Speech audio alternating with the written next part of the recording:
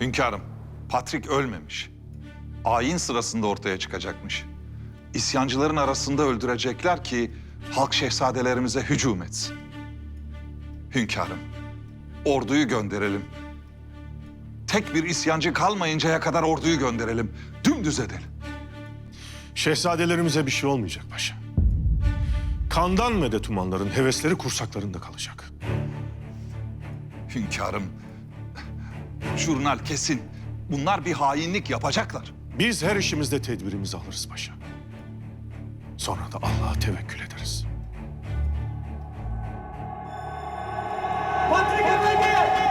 Endişe etmeyiniz. Size gelen jurnal bize de gelmiştir. Biz tedbirlerimizi aldık.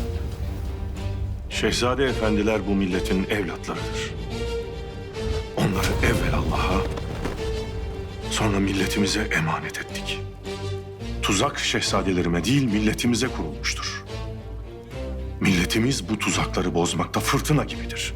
Evelallah. Bu milleti az sanarlar. Ama birlik olunca çoktan da çok oluruz. Ben milletimin ferasetine güvenirim paşa. Şehzadelerini gördükleri vakit nifak bitecektir. Hünkârım, affınıza mağruren Abdülkadir henüz tecrübesizdir. Burhanettin ise toydur.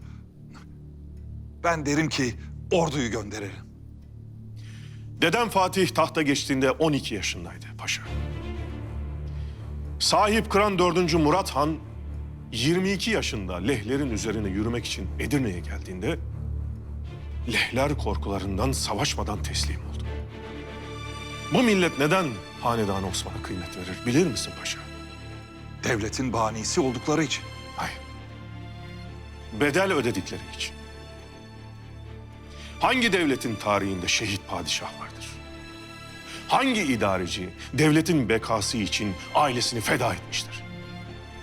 Hünkârım, bunların gözü dönmüş. Şehzadelerimizi öldürecekler. Allah korusun, Allah korusun. Eğer Ermeni milleti şehzadelerimizi şehit edecek kadar bu devletin tebaası olmaktan çıktıysa ne biz ayakta dururuz ne bu devlet ayakta durur paşa. Efendiler! Biz buraya Şevket Penah Efendimiz Abdülhamit Han'ın iradesiyle geldik. Askerimizi arkamıza bıraktık da geldik. Çünkü biliriz ki sizler bu milletin neferlerisiniz. Askerlerisiniz.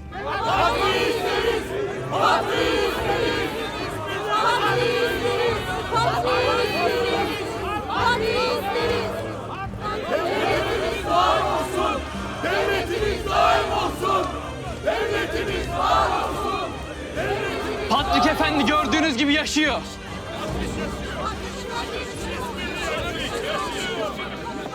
Patrik Efendi ve avanesi bu ölüm oyununu sizi galyana getirmek için kurdu. Tuzakları boşa çıktı. Bizler Osmanlı'nın şehzadeleriyiz. Devletin gücü isyanı silah ile durdurmaya yeterdi. Lakin biz sizi kendimizden farklı görmeyiz. Payitahtta herkesin canı da, dini de emniyettedir. Şimdi evlerinize dönebilirsiniz. Sizleri kandırmalarına izin vermeyin. Yukarı baktığınızda devletin çatısını tepenizde görmezseniz unutmayın ki sizi selden, borandan, felaketten kurtaracak başka şey yoktur.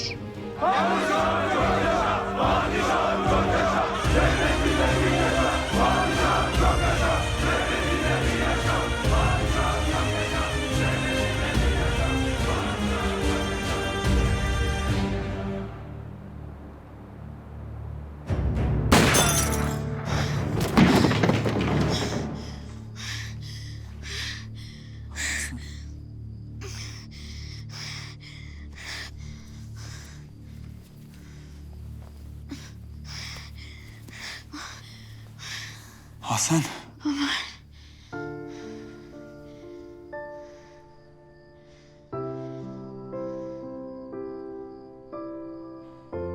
Hiram'ı yakalamam lazım.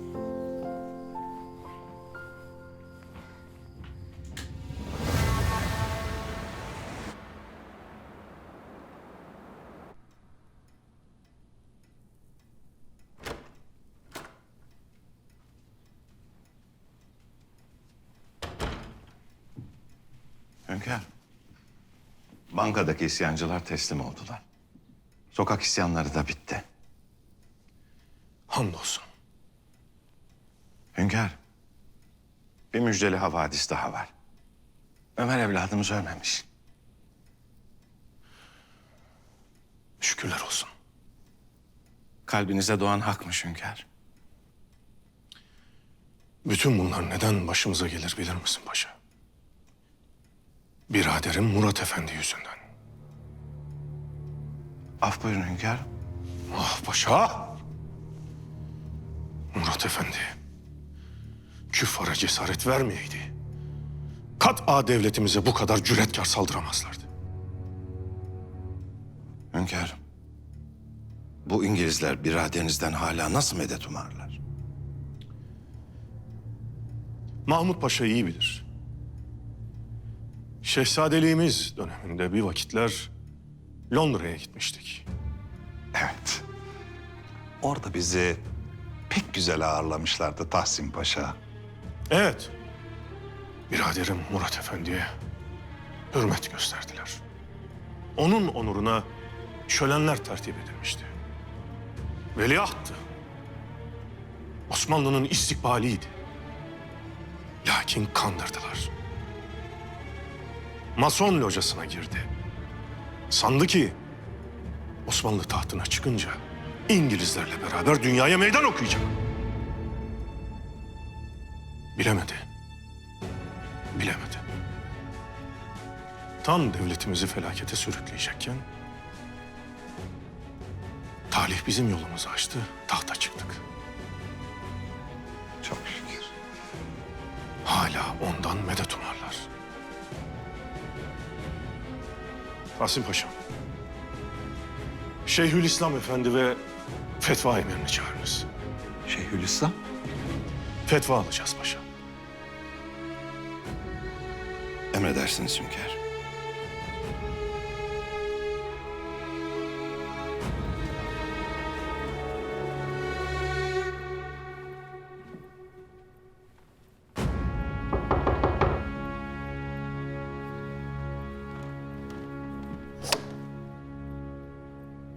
Eğer defteri getirmediysen yüzünü dağıtırım İrem.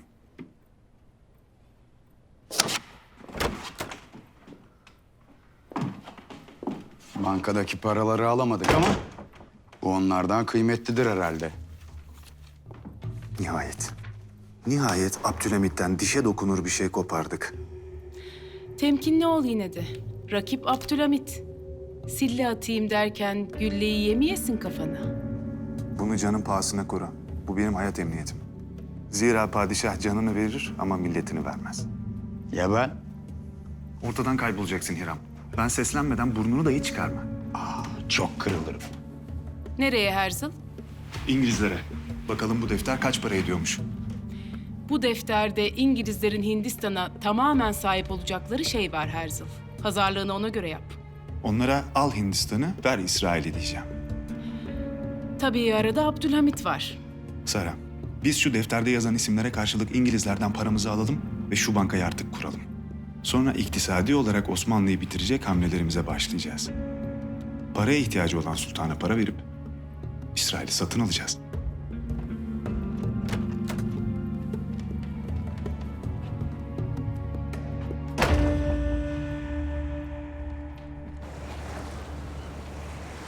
Bay Zaharov, verdiğiniz bütün sözler boşa çıktı. Payitahtta hayat normale döndü. Savaş yok, kargaşa yok, işgal yok, huzursuzluk yok.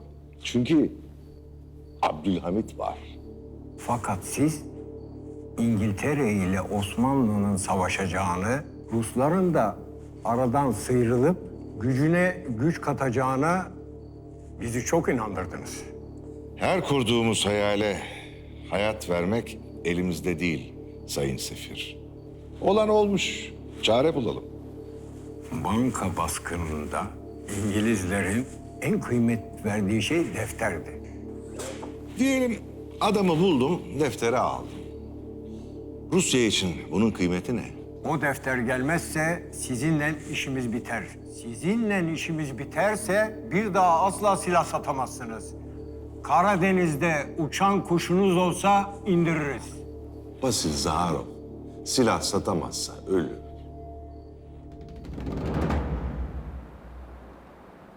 Hünkârım Makbule kızımızı gönderdik. Sevenleri birbirinden ayırmayalım dedik. İyi yapmışsınız sultanım. Kızcağızın yüzü gülsün.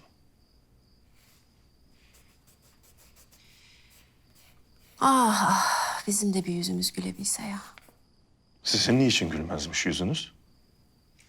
Devletimize yapılan hücumlar, evlatlarımızın talihsizlikleri. Talih bir kuştur sultanım. Yakalamak için koşturacaksınız. Yakaladığınız vakit avucunuzda çok sıkarsanız kuş ölür. Eğer gevşek bırakırsanız o vakitte kaçar. Siz ömrünüzde hiç yakaladınız mı o kuşu? Yakaladım.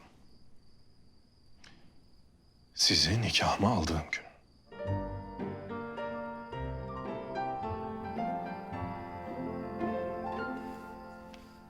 Siz elinizi sıksanız da, gevşek de bıraksanız, o kuş sizin avuçlarınızın içinden asla uçup gitmez. O kuş sizin avuçlarınızın kokusuna meftun.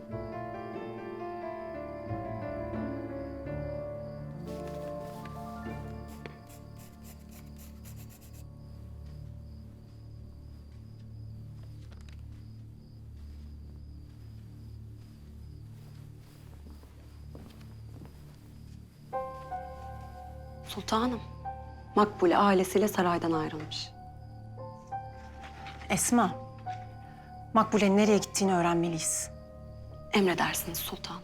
Kimseye duyurmadan soruştur. Bidar kadınla Seniha Sultan kat'a işitmesin. Bu mektuptan da kimseye söz etme. Sultanım, ne yazıyor ki bu mektupta bu kadar geziyoruz? Bu mektup ya Seniha'nın ya Bidar'ın başını yakacak. Hünkârımız bu mektubu görmeli.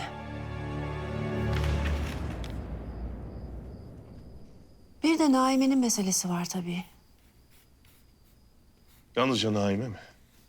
Hatice, Fehime, Abdülkadir. Hepsinin vakitleri geldi. Doğru söylersiniz. Ne yapmak lazımdır? Kemalettin sadıktır. Hele hayırlısıyla şu Ramazan bir geçsin de. Hünkârım, sualimi mazur görün ama siz neyle meşgul olursunuz öyle dikkatlice? Son cümlemizi yazalım da. Cihanda aşık-ı mehcur, sanma rahat olur. Neler çeker bu gönül. Söylesem şikayet olur.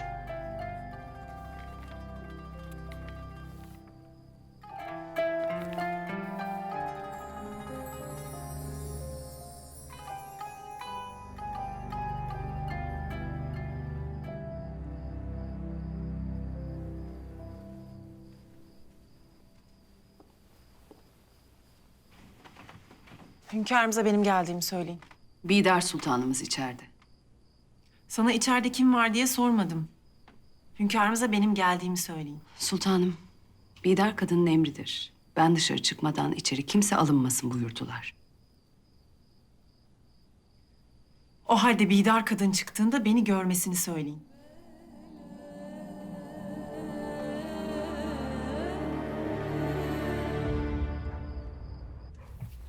Felaket, felaket. Yandık, yandık. Bittik biz. Hayırdır Mahmut, ne oldu? Yani nasıl söylesem... Abdülhamit Han Şeyhülislam Efendi'yi çağırttı. Üstelik yanında fetva emini de var. Yemin ederim öldürecekler. Kimi öldürecekler Mahmut? Pederim olsa fetvaya gerek olmazdı valide. Dangalak. Sen böyle zevzek zevzek konuşmaya devam et. Dayın Abdülhamit, dayın Murat Han'ı öldürmek için katiline fetva almak üzere. Devlet köklerinden sarsılıyor. Sen hala beyhude latife peşinde koşuyorsun. Ne diyorsun sen Mahmut? Ne katli, ne fetvası? Seniham. Kurban olayım. ayılıp bayılmadan beni güzelce bir dinle, sakince. Abdülhamit Han gece gece Murat Efendi'den bahsetti. Daha sonra da Şeyhülislam'ı çağırttı. Ben katiyetle eminim ki Şeyhülislam'dan fetva aldıktan sonra Murat Han'ı ortadan kaldıracak. Seniham, Seniham. Pederim, bu mümkün mü? Caiz mi? Yani devletin bekası, milletin de topyekün istikbali söz konusu olunca fetva da alındı mı Abdülhamit'in babasının oğlu olsa kellesi gider. Sultan Murat demek umut demek. Mücadele demek, istikbal demek. Pederim bir şeyler yapmalıyız. Tek çare Sultan Murat Han'ı kaçıracağız. Ne kaçırması Mahmut? Olur yok böyle bir şey. Başka çaremiz yok Seniham. Tek çıkar yol bu. Sultan Murat Han sadece senin ağabeyin değil, aynı zamanda devletin de en temel direklerinden bir tanesi. Abdülhamit Han bu direklerden birini yıkarsa yıkım büyük olur. Hepimiz enkazın altında kalırız.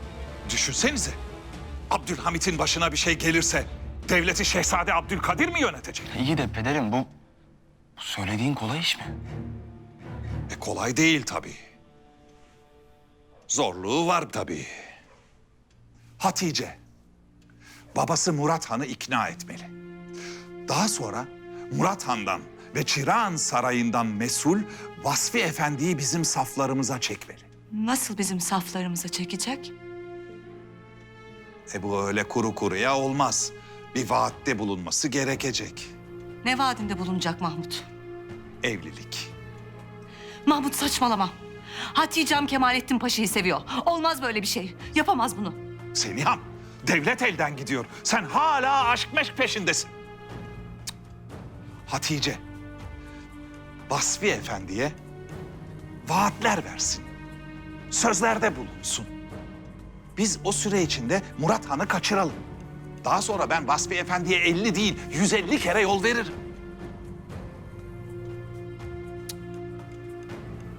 Hadi hadi.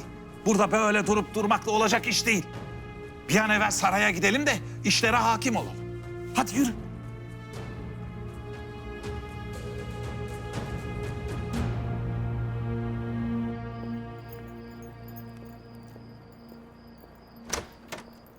Kemalettin Paşam. Sultanım, burada mıydınız? Görmedim sizi. Öyle mi? Kim bilir aklınızı işgal eden nice meseleniz vardır. Ümit ediyorum ki bu meselelerden biri de izdivacımızdır. Öyle değil mi?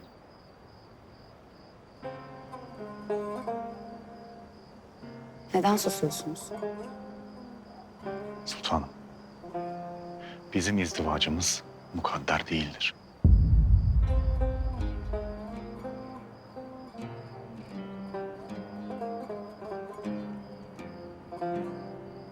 Siz değil miydiniz paşa bana aşkınızı ilan eden?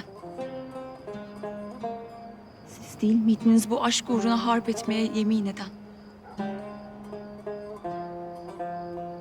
Tabii Naime ile izdivaç ederseniz istikbaliniz asla akamete uğramaz.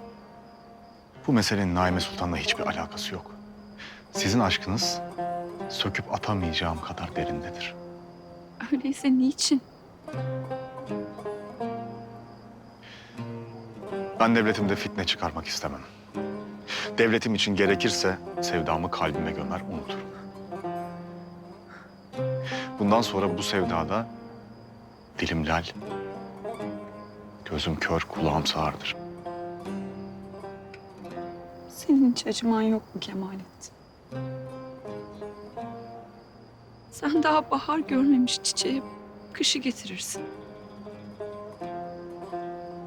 Sen bana çölde vaha gösterip sonra serabım dersin. Yapma, yapma Kemalettin. Babanız bu devlet için kor olmuş bir fitnedir. Ve ben bu fitneyi körükleyemem.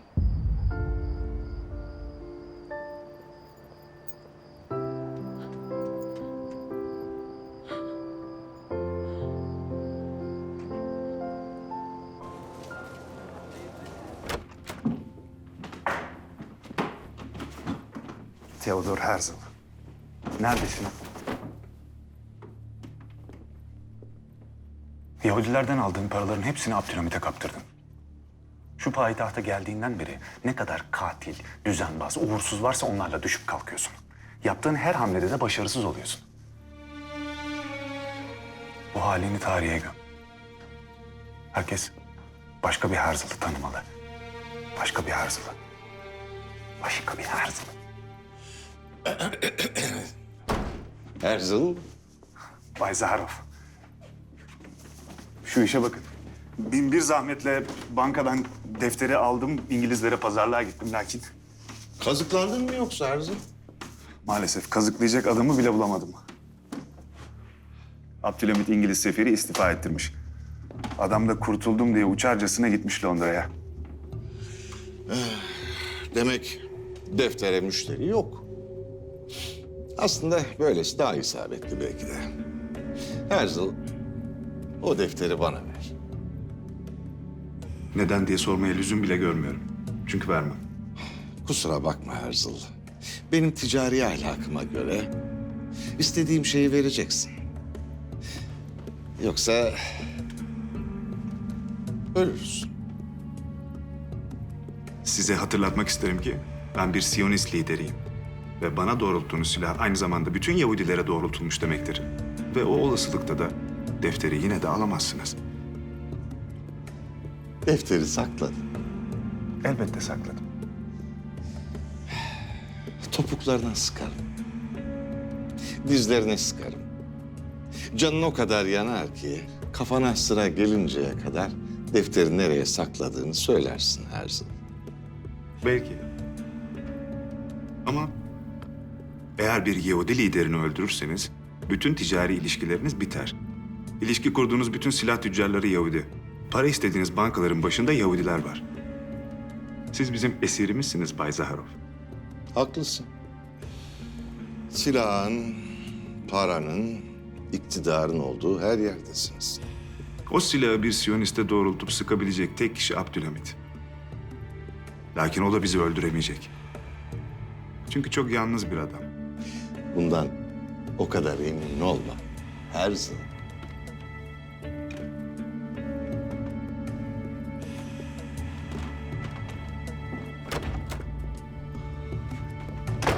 Sonunda payitahttan kurtuluyorum. Mehmet, Mahmut.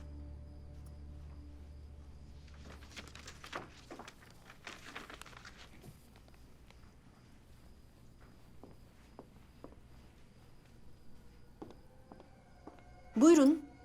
Beni emretmişsiniz. Emretmedim Bidar kadın. Gelmeniz için sadece rica ettim. Siz kim oluyorsunuz da beni huzurunuza çağırıyorsunuz? Bu yaptığınız küstahlıktır. Hünkârımızın yanına girmişsiniz. Kapıya da kalfanızı dikmişsiniz. İçeri kimse alınmasın diye de emir vermişsiniz. Beni buna siz mecbur ettiniz. Bu haremde ben emrederim. Ve benim emirlerim yerine getirilir. Bu yaptığınız tekrarlanmasın. Beni görmek istediğiniz zaman bu haremin nizamına münasip hareket edeceksiniz. Ben istediğim zaman hünkârımı gidip görebilirim. Öyle kapıya nöbetçi dikerek buna mani olamazsınız. Sizin meseleniz anlaşıldı. Sizin bu haremin nizamını tekrardan öğrenmeniz elzem. Ben Abbas prensiyle Tatar prensesinin kızıyım Bidar kadın. Soylu bir prensesim. Ben bu nizamların içine doğdum. Ya siz? Sizin aileniz? Köle miydiniz, çiftçi mi? Neydiniz? Mısır'a sultan olduktan sonra öncesinde ne olduğunuzu kimse sormaz. Benim iki kardeşim Osmanlı paşasıdır ve şerefle devletlerine hizmet ederler. Benim öyle bir oğlum var ki sizin soyunuza yeter. Ben şehzade doğurmuş bir anayım Fatma Pesent Hanım. Kendinize gelin ve benim karşıma çıkmaktan kaçının.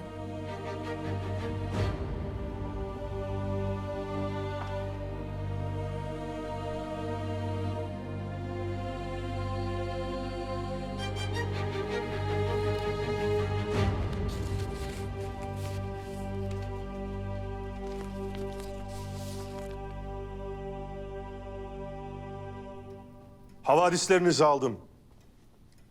İkinizi de tebrik ederim.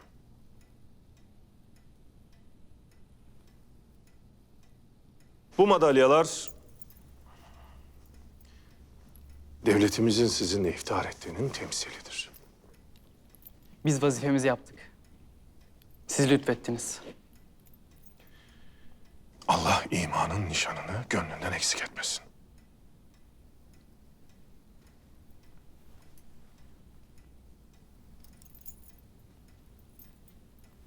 Bağışlayın.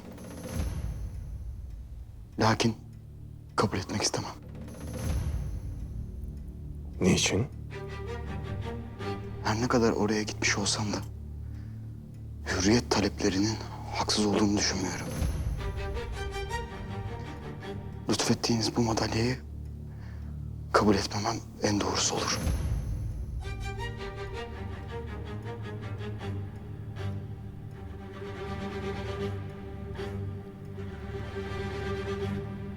Hürriyet. Hürriyet. Adaletle savaşan bir hürriyet arzusu. Hürriyet isterler lakin insanları öldürürler. Hürriyet isterler lakin adil nizamın yıkılmasını haykırırlar. Söndürün mumları. Gel benimle.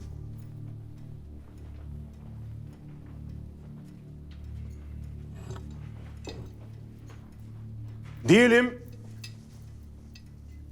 ateşe meydan okuyup hür olmak istersin.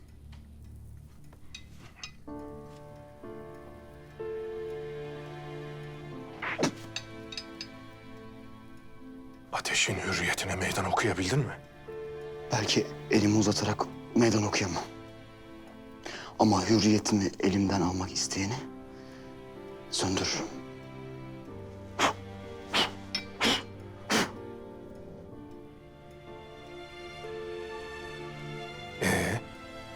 Şimdi de karanlıkta kaldım. Hür olmak için devletimizin nizamını bozarsan dünyan zindan olur. Abdülkadir Efendi.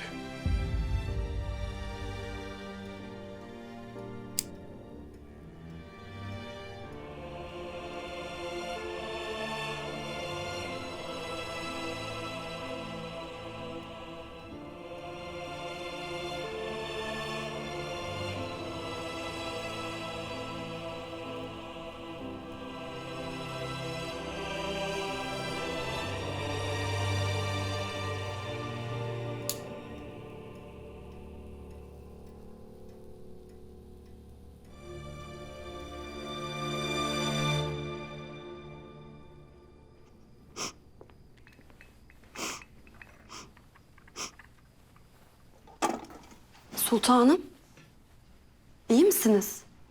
Değilim Esma. Ben hamileyim diye oluyor bunlar, ben biliyorum.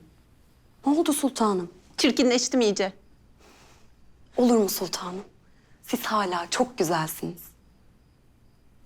Ben bu saraya gelmeden evvel de prensestim. Hünkârımızı gördüm, sevdim. Şimdi Bidar gibi bir kadının çalımlarıyla uğraşıyorum.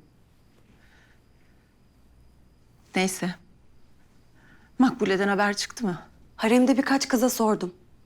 Lakin gittiği yeri bilen yok. Sultanım, ne yazıyor o mektupta? Makbule canınız kastedildiğini anlatmış. Sonunda bir isim yazmış. Ama harfleri eksik kalmış. Ya Mehmet ya Mahmut.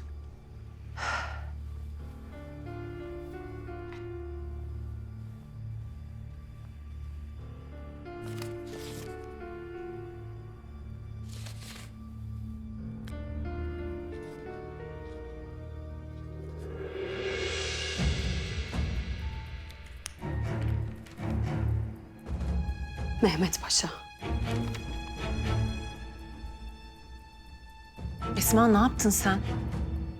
Niye Mehmet Paşa'nın ismini yazdın? Ben lüzumu olanı yaptım sultanım. Siz bu sarayda hak ettiğiniz kıymeti bulacaksınız. Bidar Sultan kardeşinin çalımını atamayacak ve bu sarayın tek hakimi siz olacaksınız. Biraderim.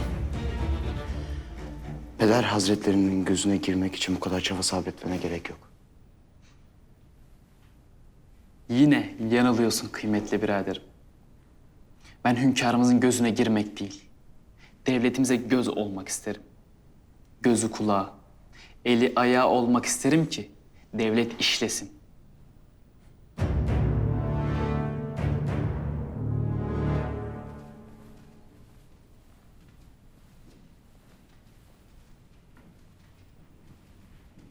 Hasan, Şehzadem, nihayet döndünüz. Ömer sağ olsun. Hayatımızı kurtardı. Sağ olsun. Sağ olsun. Umarım buraya geri dönersiniz. Ve ömrünüzün huzurunu bulursunuz. Herkes kendinin mezarıdır şehzadem. Eğer bir enkazsanız nerede olduğunuzun önemi yok. Ha bir sarayda ha bir çölde. Huzursuzsunuzdur. Bizim de huzurumuzu bozanlar var elbette.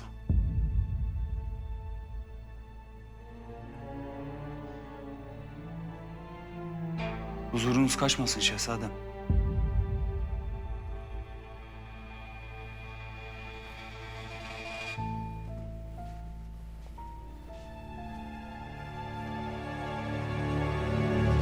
Hünkâr, Ömer evladımızla Ahsen kızımız geldiler.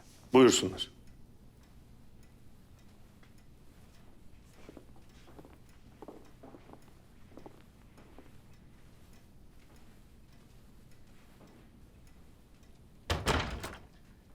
İkinizden de ümidi kesmedik. Dönüşünüz mübarek olsun. Kızım seninle muhabbetimizin bahisleri uzundur. Eğer geldiysen bize itimadın tam demektir. Yalanları gördüm. Hakikati yaşadım hünkârım. Sizden helallik dilerim. Yıllarca babamın katilini siz bildim. Mazinin pişmanlıkları istikbalini daha sağlam kuracaktır kızım. Efraim Efendi ikimizin sırrıdır. Bu sırrı beraber açacağız. O vakte kadar dinleniniz.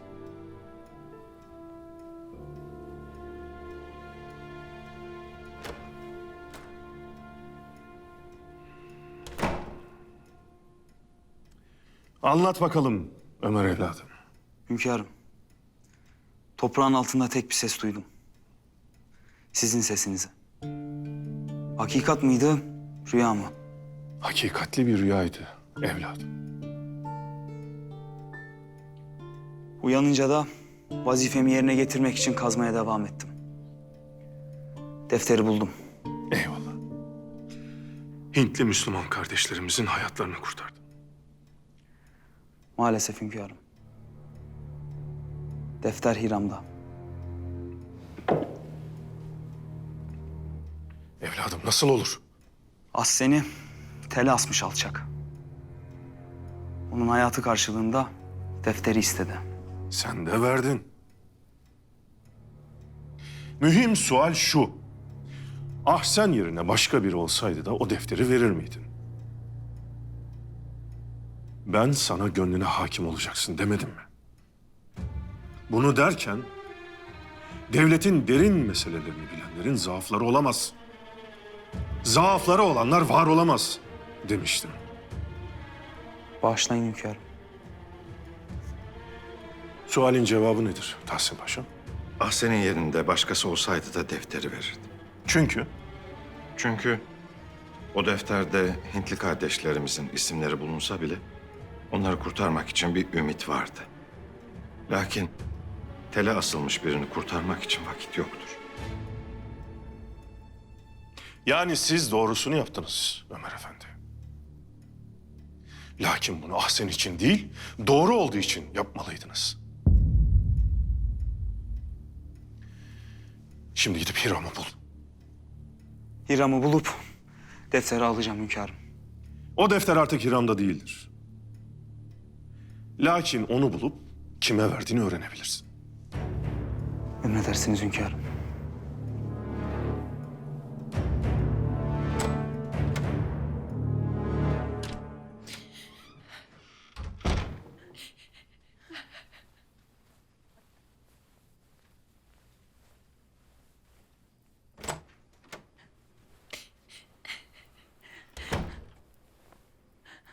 Hatice'm.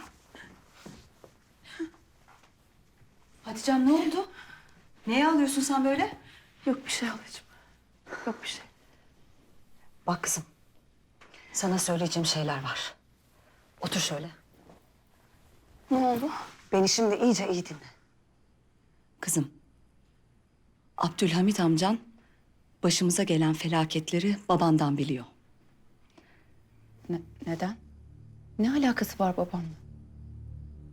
Murad Efendi'nin yaptığı siyaset şımarttı Avrupa devletlerini diyormuş. Eğer baban yüz vermeseydi devletimizin içinde anarşi çıkartamazlardı demiş. Tamam. Babamın yaptığı siyaset başka olabilir. Lakin nihayetinde o da devleti için çalıştı. Elbette öyle kızım. Ama hünkârımız Sultan Murat yaşadıkça devletin hatta tahtın tehlikede olduğunu düşünürmüş. Ayrıca Peder Hazretlerinin Mason locasına girdiğini de hatırlatmış yeniden. Ne dersin hala sen? Maalesef hünkârımız Şeyhülislam'ı ve Fetva Eminini çağırtmış. Korkarım ki abim Murat'ın katli için cevaz alacak.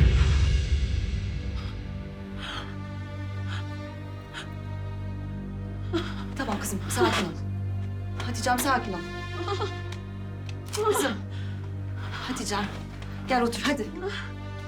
Hatice'm. Hatice'm kendine gel, aklını başına topla hadi. Kaybedecek vaktimiz yok. Ne yapacağız hala? Ne yapacağız hala? Babamı nasıl kurtaracağız? Bak kızım, sakin ol. Kaybedecek vaktimiz yok. Şimdi senin bir an evvel çırağına gitmen lazım, anladın mı? Ben nasıl çıkarım buradan? Ben gidemem buradan. Bidar izin vermez. Bidar izin verse hünkâr izin vermez. Ben nasıl giderim buradan? Kızım, bir çaresini bulacağız elbette, sen meraklanma. Şimdi senin bir an evvel babanı kaçmaya, tahta geçmeye ikna etmen lazım. Tamam mı? Bak, eğer babam bayrak açarsa kızım, orduda eski sultanlarına biat etmeye hazır askerler var. Avrupalı devletlerde, payitahttaki azınlıklar da dünden razı zaten. Eğer ikna edersen, bil ki babam muvaffak olacak kızım.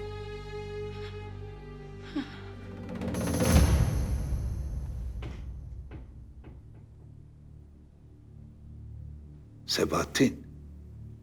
Senin bu zalim dayın, masum dayını öldürünce sıra bize gelecek. Hürriyetin olmadığı yerde kuşların kanadı hep ıslaktır pederim. Mutlaka düşerler. Sebahattin, burada ölümden kaçıyoruz. İstersen üstüne bir de birbirimize sıkmayalım. Ha. İşte ölüm, işte fetvası. Şeyhülislam Efendi, Şeyhülislam Efendi Hazretleri. Hoş geldiniz. Selamun aleyküm.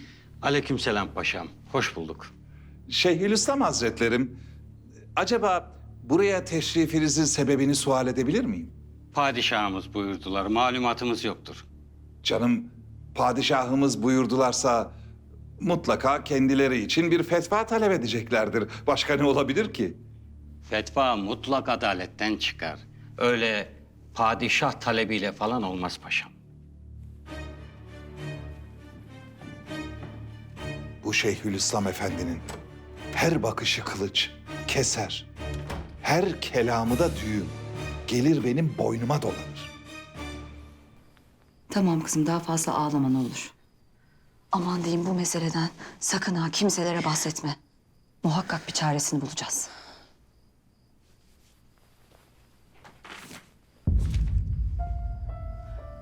Hayırdır inşallah.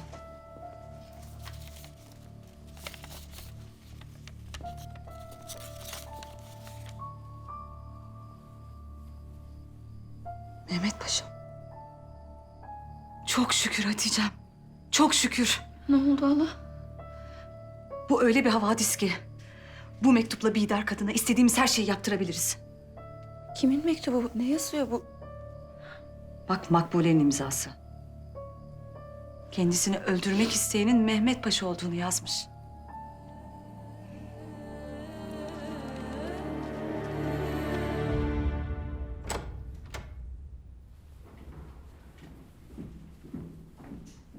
Hayırdır Şeyhülislam Efendi Hazretleri?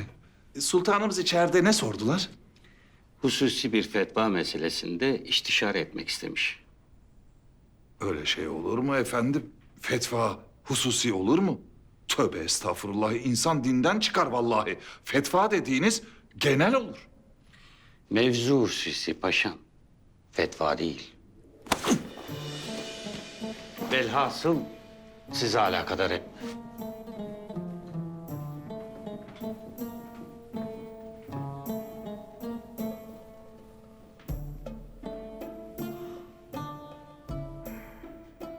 Sebahattin, işin rengi katiyetle belli oldu. Abdülhamit, ağabeyi Murat Efendi'nin kellesini alacak. Ne yapacağız Pederim? Zulüm karşısında sessiz kalan dilsiz şeytandır. Susmayacağız. Sizin kadar dindar bir anarşist görmedim Pederim. İşte böyle sıkı tertipler yapınca arada ufak tefek şeytanlıklar da yapmak icap ediyor. Hadi gel gel.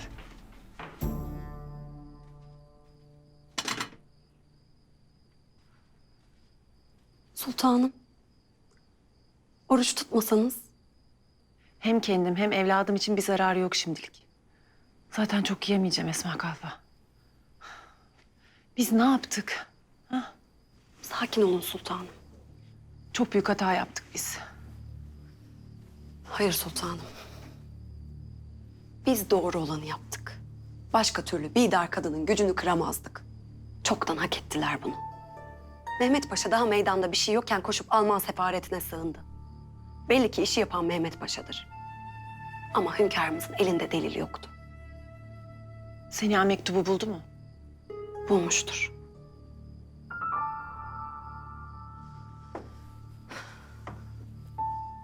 Siz endişe etmeyin. Nereden bilecekler bizim yaptığımızı? Birbirlerini yerken akıllarına bile gelmeyiz biz.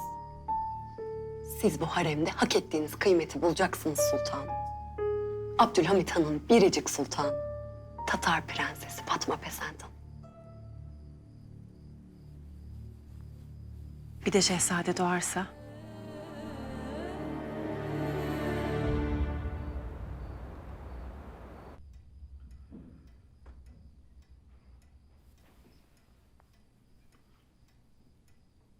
Yahu ben dayanamayacağım. Bir tane tadacağım.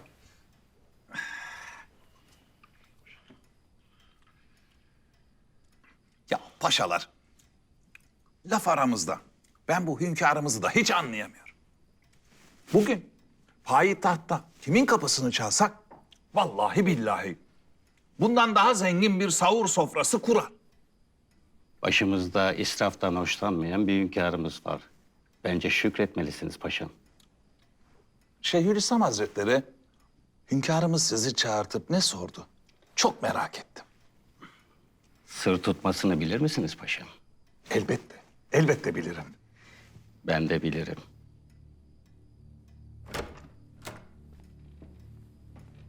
Destur! Sultan Abdülhamit Han Hazretleri!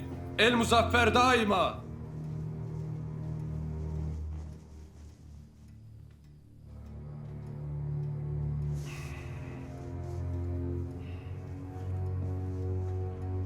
Buyurunuz. Hoş geldiniz, şeref verdiniz. Allah bizi bir Ramazan'a daha kavuşturdu. Sahurlarımız ahirette bizi seherlere kavuştursun. Amin. Amin. Buyurunuz.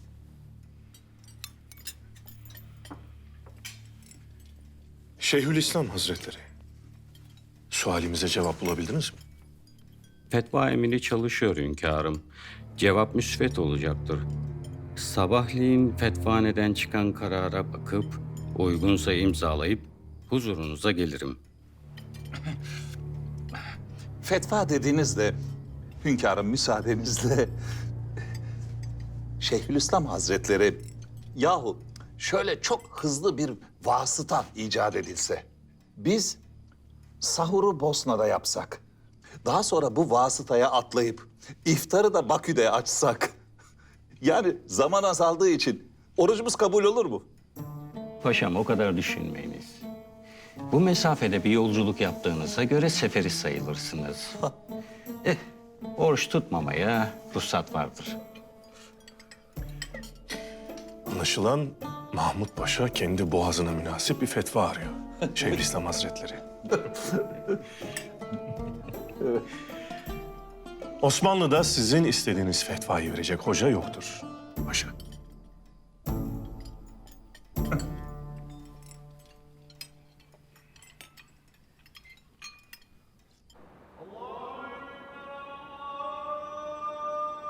Bismillahirrahmanirrahim. Ey bu gecenin ve biraz sonra olacak sahurun Rabbi olan Allah'ımız. Bizi iftarlara ulaştır. Günahlarımızdan temizlenmiş olarak orucumuzu açmayı nasip eyle ya Rabbi.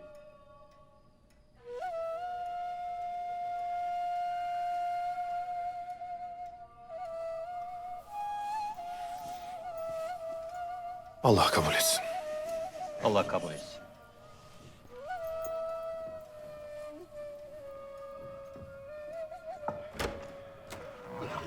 Hadi bakalım. Paşam.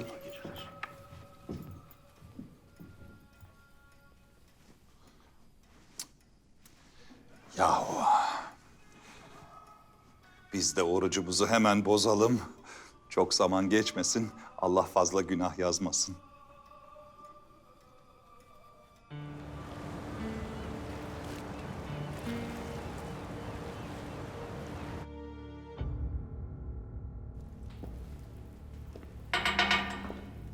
Bastık Efendi. Ziyarete gelenleri böyle mi karşılarsın? Şu suratına bak. Ne meymeneti var ne nuru. Bir de hesapta din adamı olacaksın. Ziyaret sebebiniz sizi sultana satma ihtimalimse korkmayın. Ben kimseden veremeyeceği şeyi istemem. Beni satacaksın. Sultanla yap pazarlığını. Sat beni. Her işin arkasında Zaharoff vardı. Bunu da yanına al. Sen ne diyorsun Zaharoff Efendi? Çevireceğim oyun oynarlarken en güvenilir yerde sultanın yanında olmam lazım.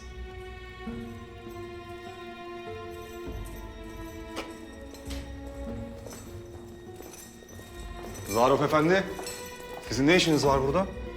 Hiç paşam. Bizim çocuklardan biri kumar borcu yüzünden buraya düşmüş. Ben de serseriyi çıkarayım dedim. Ona bakıyordum. İyilik için bile olsa bu serseri takımının yanında fazla dolaşmamak lazım değil mi? Maazallah, bitlenirsiniz sonra. Haklısınız da merhamet işte. Doğru.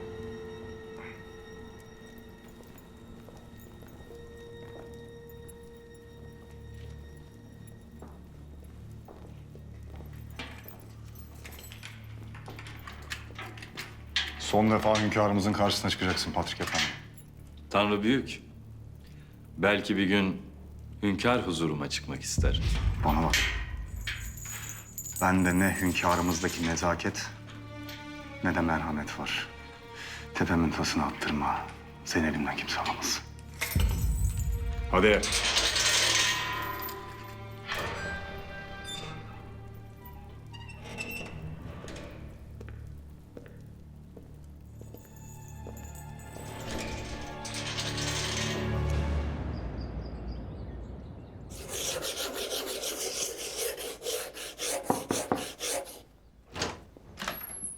Hünkârım.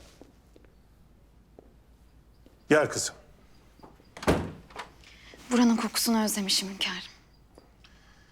Sen gittiğinden beri temizleyen de olmadı. Size karşı o kadar mahcubum ki. Nihayetinde buradaki vazifemi yerine getiremediğim için bile. Burası temizlenir kızım. Sen gönül evini temizleyebildin mi? Mühim olan o.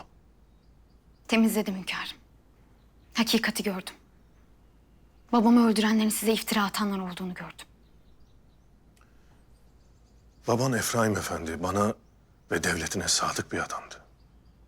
Biz onunla bir sırrı paylaşırdık kızım. Ölmeden evvel sana bir şey söyledi mi? Söyledi hünkârım. Sadece bazı rakamlar. Babanın bize bıraktığı emanet o işte. Hafızanda mı kızım? Yaz. Baban bir çocuk yetiştirdi. O çocuk Vatikan'a girdi. Eğer ortaya çıkmamışsa, öldürülmemişse kendisi bir kardinaldir şimdi. Siz kim olduğunu biliyor musunuz? Hayır. Tedbir amaçlı bunu yalnızca baban ve o çocuk biliyordu. Vakti gelince bize de söyleyecekti. Vakit de geldi lakin öldürüldü. Babamı bu yüzden mi öldürdüler hünkârım? Hatırladıklarını yaz kızım. Babanın sana verdiği sır bizi Vatikan'daki hafiyemize götürecek.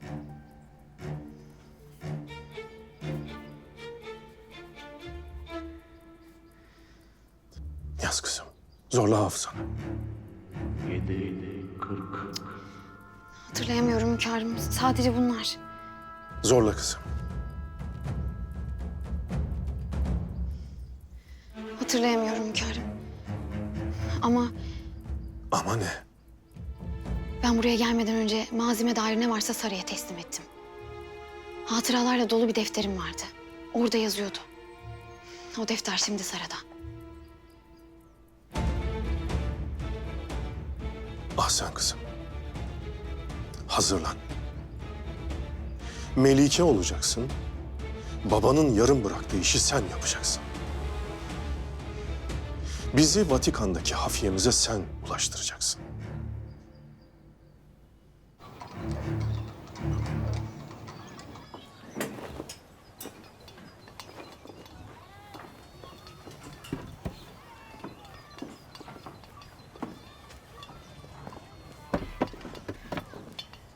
Selamun aleyküm.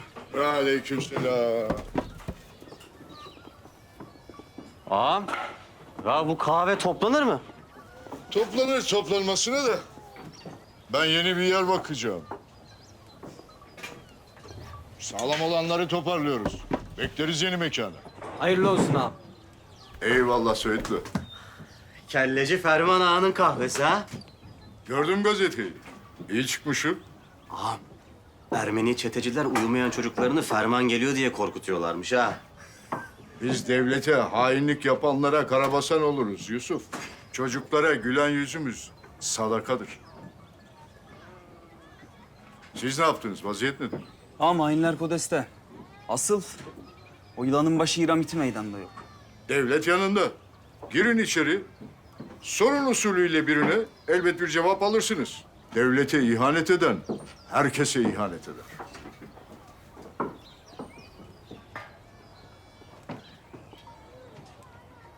Soralım ağam. Aman ha nazik olun. Yoksa adınız çıkar benim gibi ha.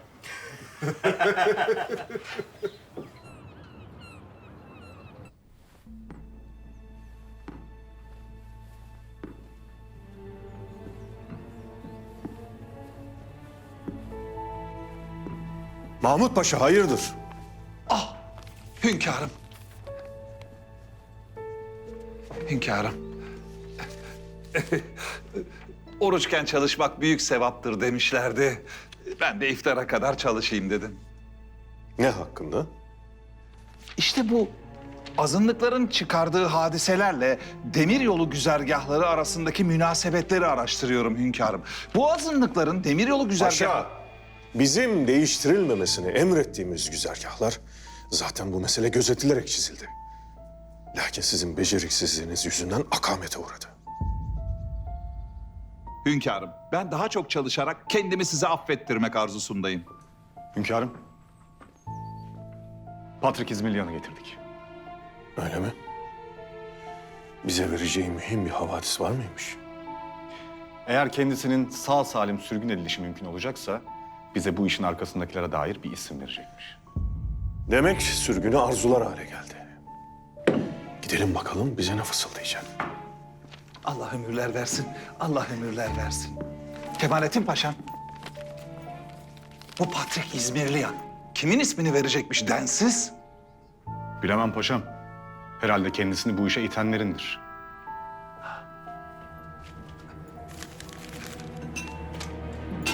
Kemalettin Paşa.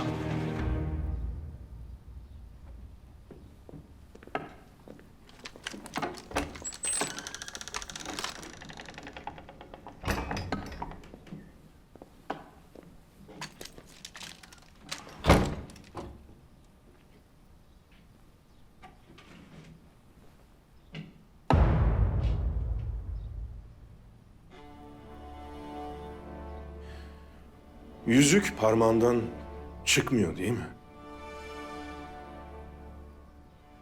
Çıkmaz. İhanetin de lekesi çıkmaz. Sizden tek istediğim sürgüne gönderilmemdir. Gideceksiniz. Payitahttan çıkana kadar, gideceğin çöle vasıl olana kadar canın emindir. Lakin sonra akıbetin ne olur bilemeyiz. Şimdi söyle. Kim? Onu derhal Zaruf'u getirin.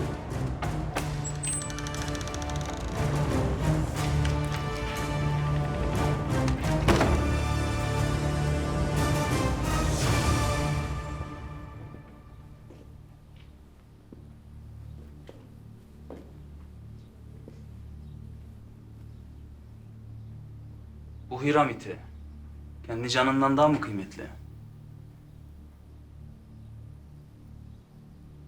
Bak bu Osman. Söğütlü alayından devletin resmi askeri. Şimdi silahını çeker, senin kafanı dağıtır ama devlet mesul olur. Ömer Efendi ise arabacıdır. Ben seni buradan çıkartırım. Kaçtı derim. Lakin Ömer Efendi dışarıda beynini dağıtır. Devlete de pisliğin bulaşmaz. Vallahi ben içeride yatmayı göze alırım. Teslim olur, cezamı çekerim. Devleti de bir pislikten temizledim diye zindanda hayatım şahane olur. Şimdi istersen gidebilirsin. Serbestsin. Yo, bırakmayın beni. Bırakmayın. Anlat o zaman. Hadi lan! Hiram Vatikan'ın adamıdır. Güvenli bir yeri var. Bir ev. Orada telgraf hattı var. Direkt Vatikan'la mesajlaşır. Mutlaka oraya gidecektir.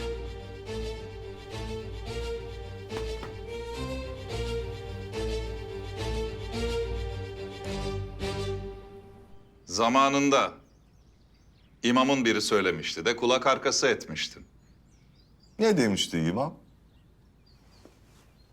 Demişti ki bu kefere takımı önce Müslümanları yemeye çalışır. Başaramayınca da oturup birbirlerini yerler. Hakkı varmış. Baksanıza.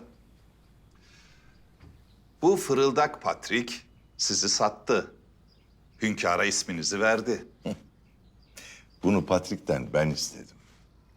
Hünkârla görüşmem gerekiyordu. Huzura çıkmak için en kolay yol da buydu. Bir de kendime emniyete aldım. Peki şimdi siz ne yapacaksınız? Hünkârın elinden nasıl kurtulacaksınız? Theodor Herzl'ı satacağım. Bu mudur? Yani Abdülhamit'e karşı açtığımız büyük cephenin taktiği bu mudur? Birbirimizi satmak mıdır? Ruslar benden defteri istiyor. Ben de onu alacağım. Güzellikle isteseydiniz, vermiyorsa sıksaydınız. Paşam, eğer Herzl'ı vurursam dünyadaki bütün Yahudilerin hışmına uğrarım. Bütün bankalar onların. Elbette. Silah ticareti onların kontrolünde. Beni bitirirler. Herzl'a direkt sıkamam. Abdülhamit Han Herzl'ı alacak. Sizse defteri alacaksınız. Defteri sen alacaksın paşam. Ben mi? Niye ben? Çünkü sen paşasın da onda.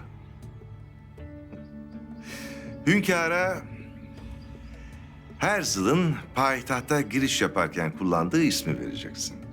İtibar kazanacaksın. Sonra hamleni yaparsın.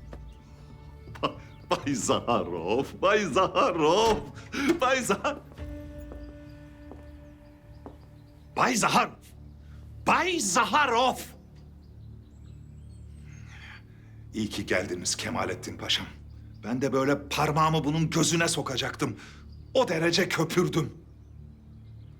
Köpükleri zayi etmeyin paşam. Başka zaman kullanırsınız. Hünkârımız Zarif Efendi'yi görmek istiyor.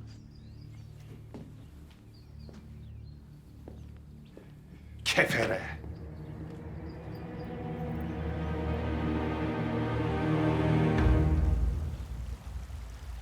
Bu işlerin arkasında sizin olduğunuzu söylüyorlar. Hünkârım, size ulaşmam çok zordu. Elimde çok önemli bir havadis var. Bunu size ulaştırmam gerekiyordu. Lakin beni saraya almadılar. Bu işlerle alakan ne? Patrik neden senin ismini veriyor? Hünkârım, Patriği sorgulayacağınızı düşündüğüm için bir dindaşı olarak ondan ufak bir ricada bulundum. Benim ismimi size vermesini söyledim. İnanmazsanız onun üzerinde benim imzalı notum var, bakabilirsiniz.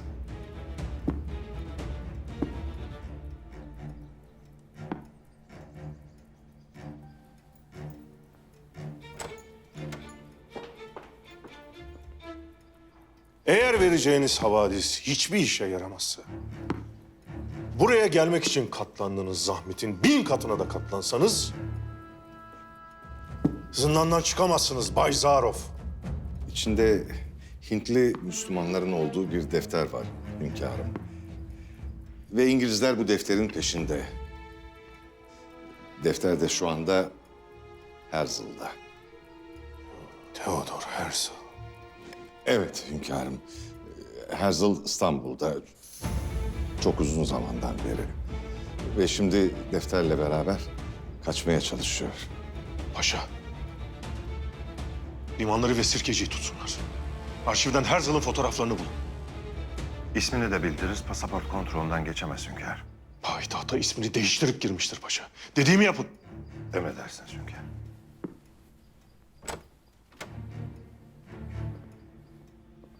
Hünkârım. Hünkârım. Hünkârım çok mühim bir şey buldum. Nedir paşa? Hünkârım, sizle görüşmeden evvel Bay Zaharov'la içeride görüşmüştüm. Kendisi bana Bay Herzl'dan söz edince ben de hemen durumu bir araştırdım. Müsaade buyurursanız. Derhal pasaport memurlarını verin.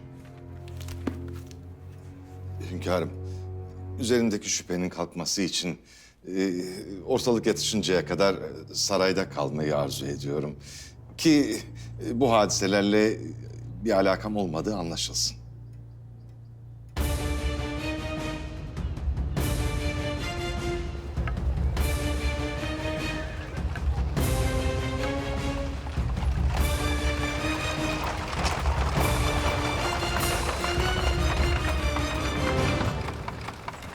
Nihayet Viyana'ya dönüyoruz.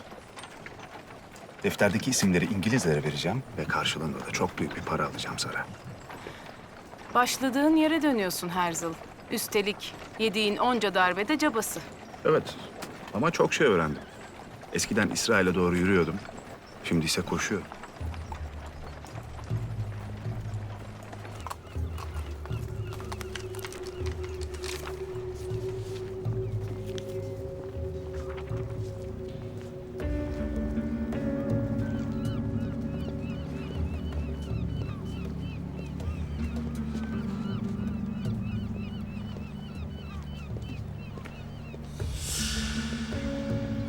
Şimdilik hoşça kal payitaht. Yine geldiğimde bizim esirimiz olacaksın. Halifen gidecek. Dinin, imanın biz olacağız. İnançsızlık yiyecek seni. Ah kocacığım, bütün takılarımı unuttum otelde. Hemen gitmeliyiz. Ne takısı? İyi misin Sara? Takı diyorum, sen iyi misin diyorsun. Yürü. Kalın kafalı mısın kocacığım? Gidiyoruz arabacı, gidiyoruz.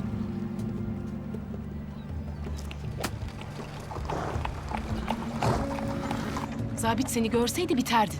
Ne oluyor Sara? Zabit'in elinde fotoğrafın vardı. Seni arıyorlar Herzl. Satıldım. Kim? Kim alacak? Ya Zaharov ya Mahmut Paşa.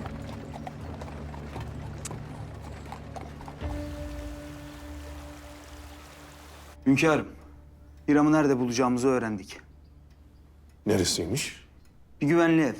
Vatikan'la haberleşme ağı olan bir telgraf hattı döşeliymiş. Bu Hiram oraya gidip ara ara emirleri alırmış. Gidip yakalayacağız. Hayır. Ama hünkârım... O evin telgraf hattını tespit edeceksiniz. Peşi sıra bir hat kuracaksınız. Vatikan'la ne konuştuğunu bilmeliyiz. Peki hünkârım ya defter? Defterin kimde olduğunu öğrenmeyecek miyiz? Defterin nerede olduğunu biliyoruz. Sen söylediğimi yap. Emredersiniz hünkârım. Evladım, ben istesem Hiram fazladan nefes alamaz. Lakin Hiram bizi bu paranın sahibine götürecek.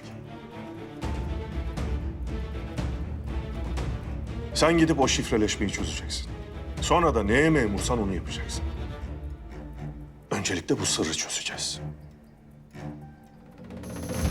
Dinliyorum Hatice Sultan. Eğer müsaade ederseniz Çırağan'a, babamı görmeye gitmek istiyorum. Kemalettin'i mi soracaksın? Hayır. Buraya gelirken bir daha Çırağan'a dönemeyeceğinizi biliyordunuz. Bu bahsi kapatalım lütfen. Hayır. Ben Çırağan'a gideceğim. Peki. Git o zaman. Nasıl gideceksen?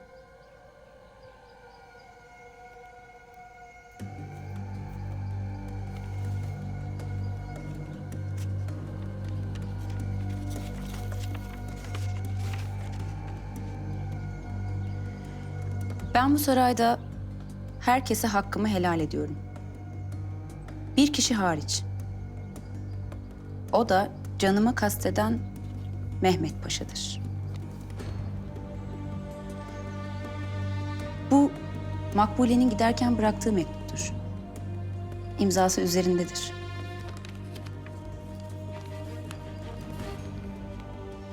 Şimdi sizden ricam, hünkârımızdan Çırağan'a gidebilmem için ricacı olmanızdır.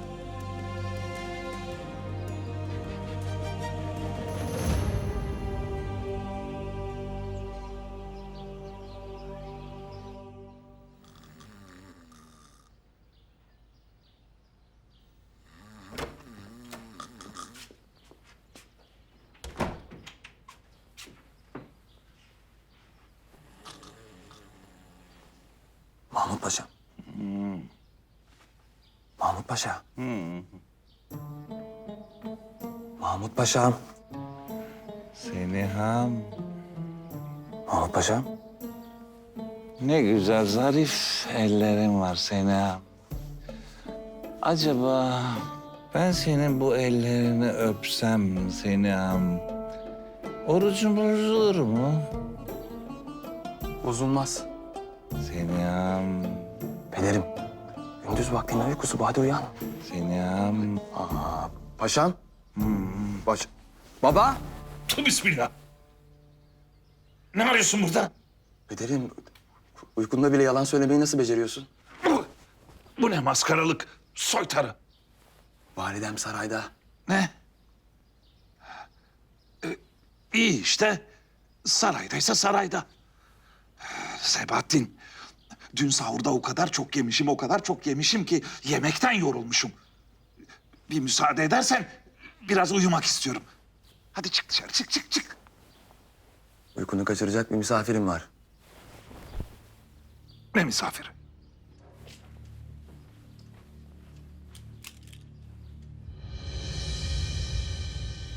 Bay Herzl, hoş geldiniz. Hayırdır? Hanginiz sattı beni? Satmak mı? Ne satması? Payitahttaki bütün hafiyelerin, bütün zaptiyelerin elinde fotoğraflarım var. Beni arıyorlar. Abdülhamit burada olduğumu bile bilmiyordu Mahmut Paşa. Bay Herzl, Abdülhamit'in başını ne yana çevireceğini kafasındaki fes bile anlayamıyor. Onun neyi bilip neyi bilmediğini siz nereden bileceksiniz? Her neyse artık. Biriniz sattı. Bana mertçe söyleyin. Siz mi Zaharov mu? Yemin ederim. Oruçlu ağzımla yemin ederim ki bilmiyorum. Hem siz biraz soluklanınız. Geçin oturun şöyle lütfen rica ederim. Lütfen buyurun.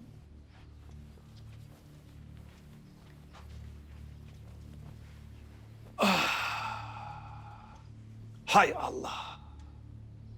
Cık. Bay Herzl. Gerçi Bay Zaharov sarayda böyle kedi gibi turlayıp duruyordu. Lakin günahını da almak istemiyorum. Artık hanginizse. Bunun bedeli çok ağır olacak. Anlıyorum. Lakin bence siz bu intikamı sonraya bırakmalısınız. İlk olarak sizi payitahttan kaçırmamız lazım. İmkansız. Liman kaynıyor. İmkanlı Bay Herzl, imkanlı. Siz Fransız sefaretine sığınacaksınız. Sizin Fransız sefaretinde olduğunuz kayıt altına alınınca payitahtta sizi aramayı bırakırlar. Daha sonra bir gece punduna getirip biz sizi gemiye bindiririz ve güzelce bir uğurlarız. Ne dersiniz? Bay Herzl, Bay Herzl, Bay Herzl. Bay Herzl. Gitmeden önce şöyle beraber bir yemek yesek diyorum. Oruçlu değil miydiniz? Oruçluyuz. Oruçluyum. Oruçluyum lakin şimdi biz sizi uğurlayacağız ya. Siz de seferisiniz. İşte sizin seferi oluşunuzdan istifade ederek biz de seferi olmuş oluyoruz. Böylece de orucumuz düşüyor. Hadi gelin kilere geçelim Bay Herzl. Bu taraftan buyurun.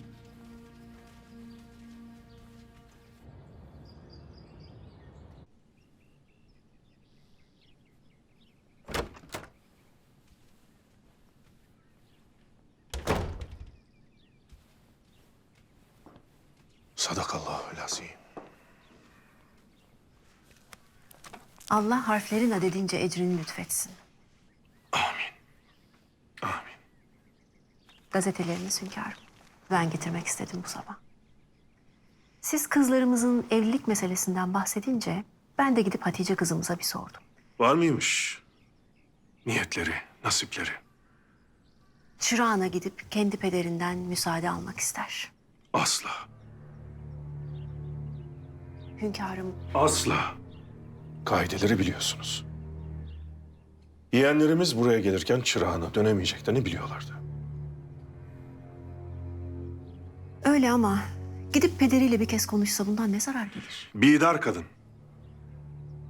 Bilmiyormuş gibi konuşmayınız. Devletimizin içinde fitne kol gezer. Biraderim Murat Efendi'den medet umanlar hamle üstüne hamle yapar. Elbette ben de isterim. Kızlarımız babalarıyla birlikte olsunlar. Lakin devletimizin menfaatlerine terstir. Bu hususu kapatalım.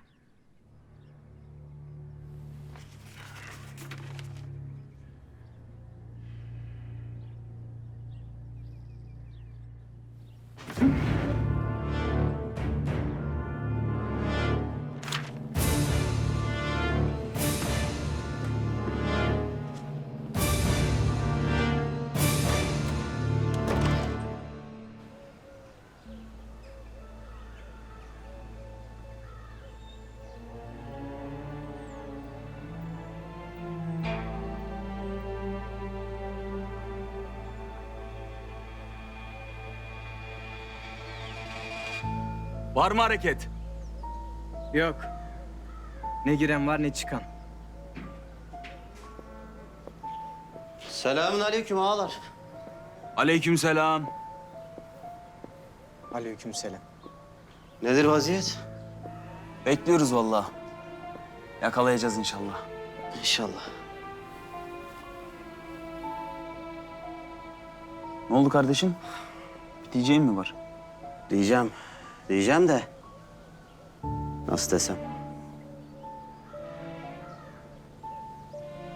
Ya kardeş tamam devletimize canımız feda ama yani böyle Lafı geveleme oğlum.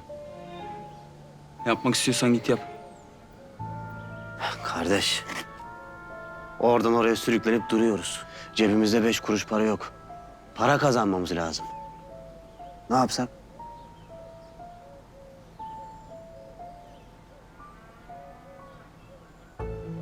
Osman kardeş. Vaziyet nedir? Aynı.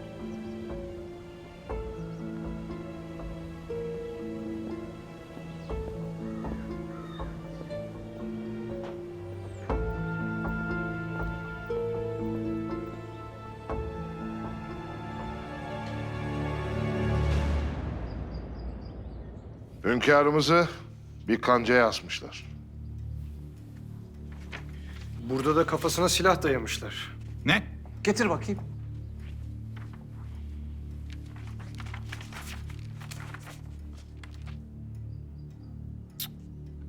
İngiliz gazetesi. Yaptıkların yeter diyor. Bu da olsa başvekil Gladstone. Resmen hedef gösteriyor ahlaksız herifler. Ahlaksızlar ki ne ahlaksızlar. Burada da hünkârımızı idam sehpasına çıkarmışlar. Üzerine de Abdülhamit'in sonu yazmışlar. Tövbe tövbe.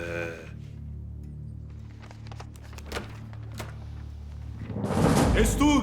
Sultan Abdülhamit Han Hazretleri! El muzaffer daima!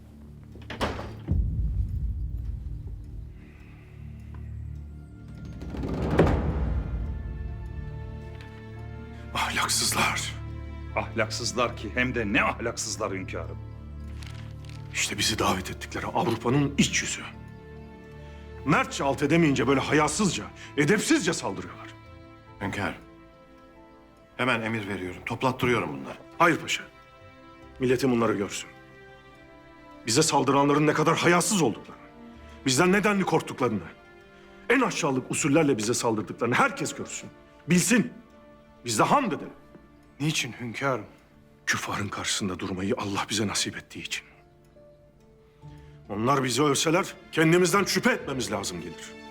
Karşılık vermeyecek miyiz? Onlar gibi olamayız paşa. Lakin hesap günü elbet gelecek. O vakit geldiğinde adaleti gözetenler, yetim hakkı koruyanlar, garibana ses, mazluma nefes olanlar ayakta kalacak. Yani biz kalacağız. Sanırlar ki bunca emek, bunca çile kuru bir cihangirlik sevdasıdır. Türklerin cihangirliğe ihtiyacı mı var paşa? Biz düşmemeliyiz. Biz düşersek tarih düşer. Biz düşersek insanlık düşer. O karikatürlerde silahı benim başıma değil, milletimin başına dayıyorlar. Milletim huzur bulacaksa 1000 başım olsa 1000'i de feda olsun.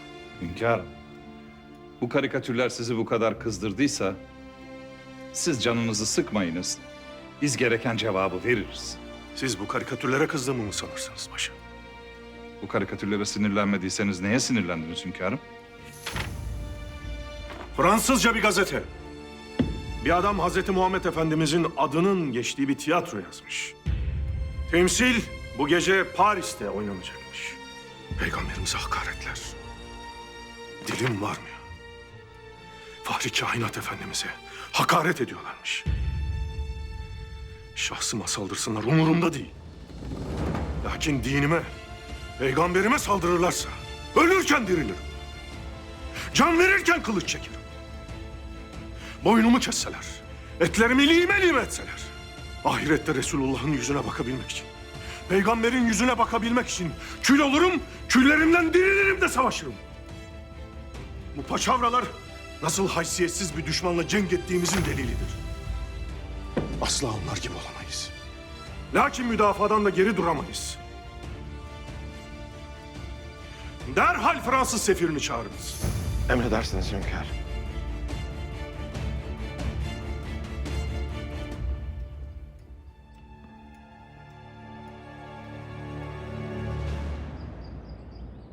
Hünkârımız asla müsaade etmiyor saraydan çıkmana.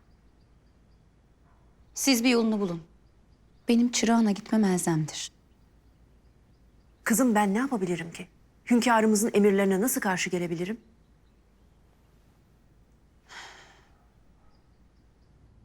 Siz bu haremdeki en kudretli kadınsınız. 2 kardeşinizi birden paşa yaptırdınız. Eğer kardeşinizin işlediği suç bu mektupla kesinleşirse elinizdeki bütün kudreti kaybedersiniz. Ben çok iyi bilirim Bidar kadın. Gözden düşmek ne demektir? Sizin gücünüz hünkârımız işitmeden beni bu saraydan çıkarmaya yeter. Tamam. Bir yolunu bulacağım.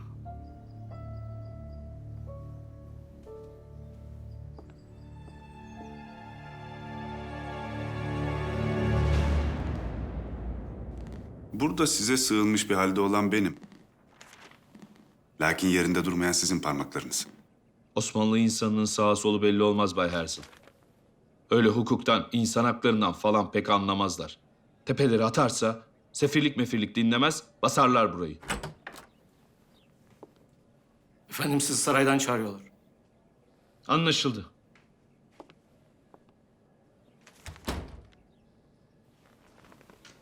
Burada olduğunuz ne çabuk duyuldu Bay Herzl. Payitahtta havadisler fırtınayla yayılıyor. Sizi benim için çağırdıklarını sanmam. Sanırım bu haber için.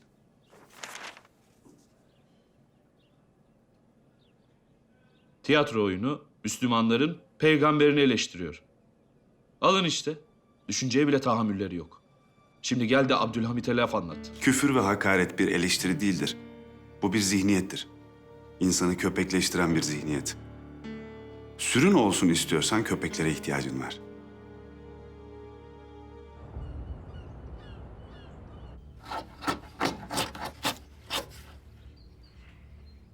Bir Müslümanın devleti güçsüzse ve geceleri rahat uyuyorsa vay onun haline. Hünkârım, bunların bütün derdi İslam'ı yeryüzünden silmek. Onların karşısında duracak tek şey İslam'ın bayrakları güçlü bir devlettir. O yüzden meseleleri sadece Osmanlı'dır. Gel. Buyur paşa. Hünkârım, mühim bir havadis var. Bay Herzl Fransız sefaretine sığınmış. Küfrün temsilcileri dönüp dolaşıp bir araya geliyorlar demek ki. Kasım Paşa, limanlardaki adamları çekin. Sefaret ablukaya alınsın.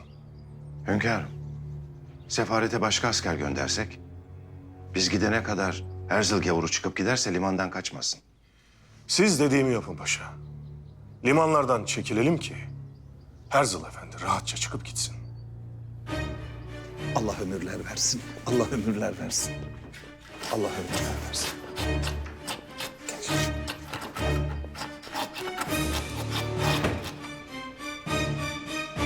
Mesele kapanmışken Makbule neden böyle bir mektup bırakır ki? Hiç bilmiyorum. Belki Seniha zorla yazdırmıştır. Validem, ben dayımın suçsuz olduğunu biliyorum. Oğlum senin benim bilmemiz ne işe yarar? Elinde mektup var, üzerinde kızın imzası var. Kız da ortadan kayıp. Babamla konuştunuz mu? Neticede Hatice Sultan bir şey istememiş. Babasını görmek ister. Konuştum da asla müsaade etmiyor. O zaman hiçbir yere gidemez. Başka bir yol bulmak lazım. Aslında var bir yolu. Senin tünellerden çıkaracağız.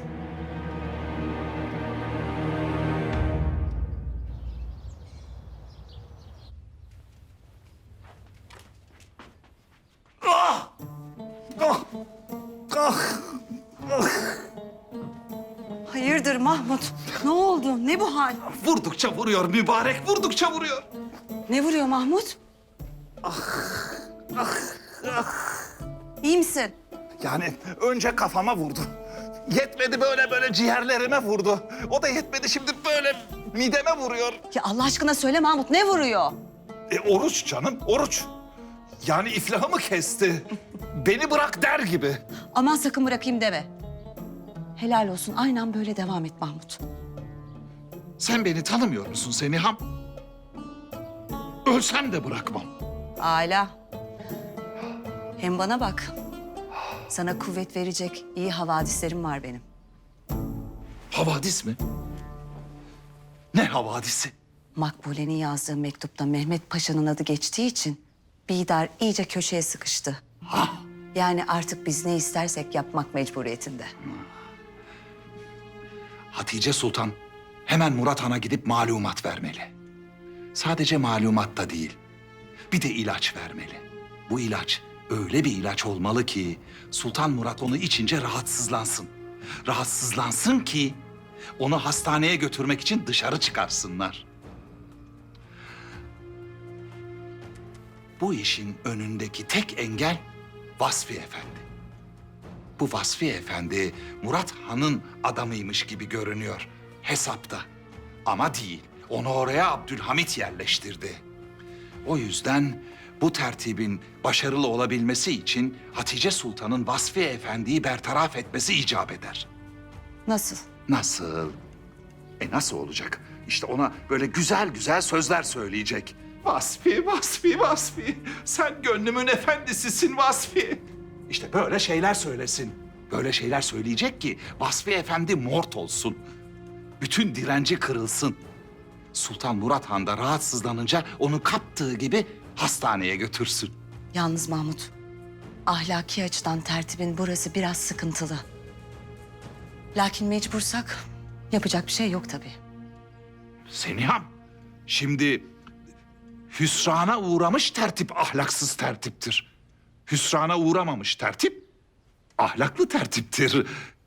Hem sen bunları düşünme. Sen sadece zafere şartlan. Ötesini bırak, bana bırak.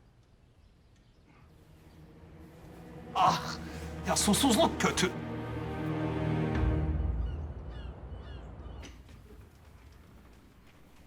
Orada dur. Hünkâr Hazretleri, Theodor Herzl şu an sefaretimizde misafir. Kimmiş o? Bizim sizi böyle küçük bir mesele için buraya çağırdığımızı düşünmüyorsunuz değil mi? O halde neden çağrıldım? Sefir Efendi. Biz Müslümanlar Peygamber Efendimiz'i çok severiz. Öyle ki onu sevenlerin en güzelleri onun için canlarını feda etmişlerdir. Çekinmeyiz, biz de feda ederiz. İşittik ki bir tiyatro temsili tertiplermişsiniz. Peygamberimize hakaret içeren. Ben ki Balkanların, İran, Suriye'nin, Cebeli Lübnan'ın, Hicaz'ın, Kafkasların, Anadolu'nun ve payitahtın sultanı. Ben ki İslam halifesi Abdülhamit Han'ım.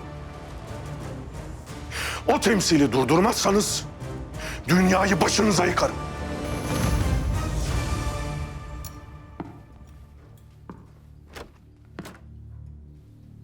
Böyle bir temsili yasaklamamız gerçekten mümkün değil. Bence asıl mümkün olmayan Sultan Abdülhamid Sani Hazretlerinin karşısında ona rağmen durmanızdır. Buyurun.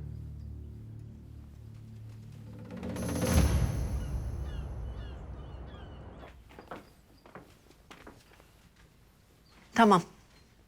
Seni çıkaracağım saraydan. Hünkârımızı ikna ettiniz demek. Hayır. Nasıl çıkacağım o zaman? Abdülkadir Efendi'nin odasında dışarıya açılan gizli bir tünel var. Oradan çıkacaksın. Ben o tünelleri tevatür sanırdım. Demek Abdülkadir Efendi'nin mütemadiyen saraydan firar ettiği doğruymuş. Seni alakadar etmez benim şehzademin vaziyeti. Elindeki mektubun gücü seni aldatmasın Hatice. Ben bu sarayda ne kudretli insanlar gördüm ki bugün yerlerinde yeller esiyor. Hemen hiddetlenmeyin lütfen. Bir şey dediğim yok şehzadenize. Hürriyetperver olduğunu bilmeyen yok. Sen bir an evvel hazırlanmaya bak. Ben hazır olduğumda size haber veririm.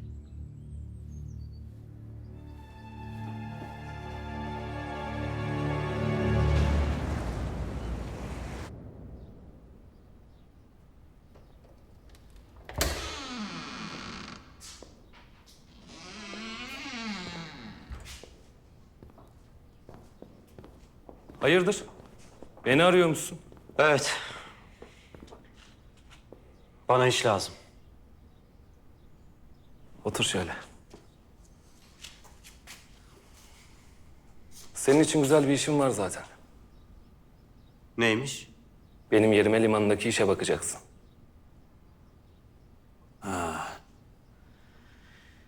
Haraç toplayacağım yani. Öyle demeyelim. Haraç toplamıyoruz. İşsizlere iş buluyoruz. Onlar da buna mukabil bize pay veriyorlar. Ben bir düşüneyim. Otur, otur. Diyeceğim daha bitmedi. Ben sana ortaklık teklif ediyorum. Bir süre buralarda olmayacağım. Senin gibi yiğit, güvenilir birine ihtiyacım var. Ortaklık mı? Ortaklık. Toplanılan paranın %20'si senin. Geri kalanını da bana getirirsin. Tamam mı? Tamam Kerapa. Tamamdır. Yaz paşa.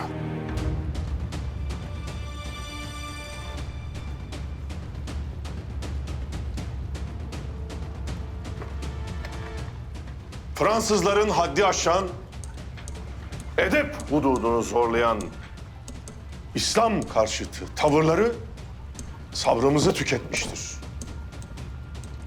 Derhal hilafet sancağının açılması, orada bulunan Fransız birliklerine direniş sergilenmesi, Halife-i Ruh-i Zemin Abdülhamit Han Hazretlerinin emridir.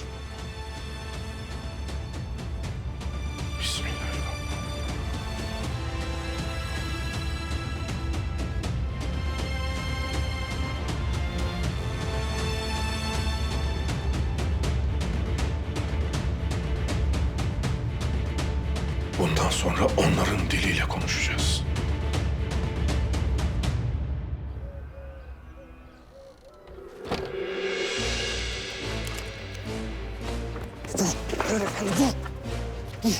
Bekleyelim bir sakin ol. Ne konuştuğunu öğrenmemiz lazım.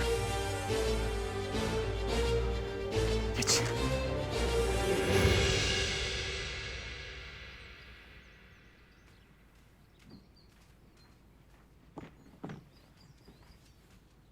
Ne oldu kızım? İkna oldu mu Bidar? Evet halacığım. Şükürler olsun. Hatice'm. Babanın yanında Vasfi diye biri varmış. Evet biliyorum. Mahmut'un dediğine göre biz bu Vasfi'yi yanımıza çekmeden asla muvaffak olamayacakmışız. Ne yapacağız peki? Nasıl çekeceğiz yanımıza? Bak kızım, senin için zor bir vaziyet. Lakin yani şöyle, bu adam biraz saf ve derin bir adammış. Eğer onunla evlenmeyi ima edersen... Anladım. Anladım halacığım. Ben ne gerekiyorsa yapacağım. Yeter ki babamın canı emniyette olsun. Küçük bir kandırmacadan da zarar gelmez zira.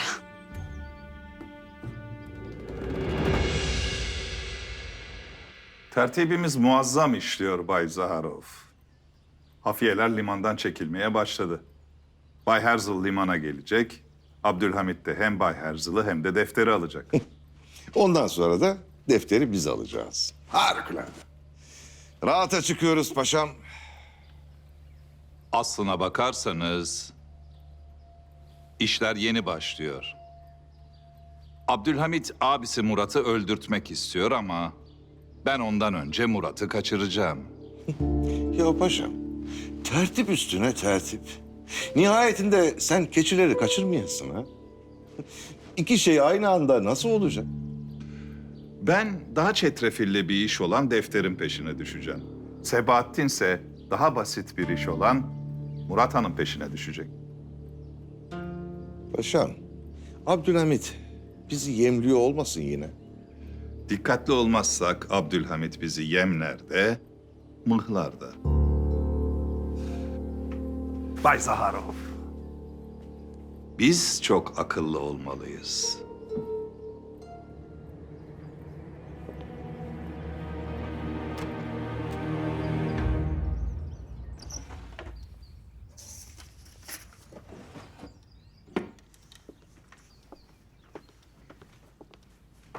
Al bu tünellerin haritası. Nasıl gideceğin üzerinde yazıyor. İyi de nereden gireceğim ben bu tünellere?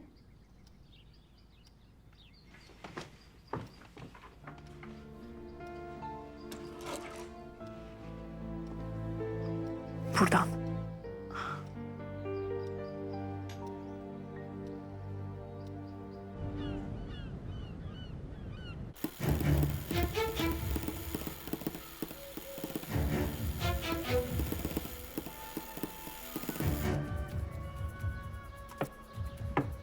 Tamam kardeş, haber geldi. Sen şimdi al bunu saraya git. Şimdi içeri gidip baskın vereceğim. Ömer Efendi bir sakin ol. Önce cevabını versinler.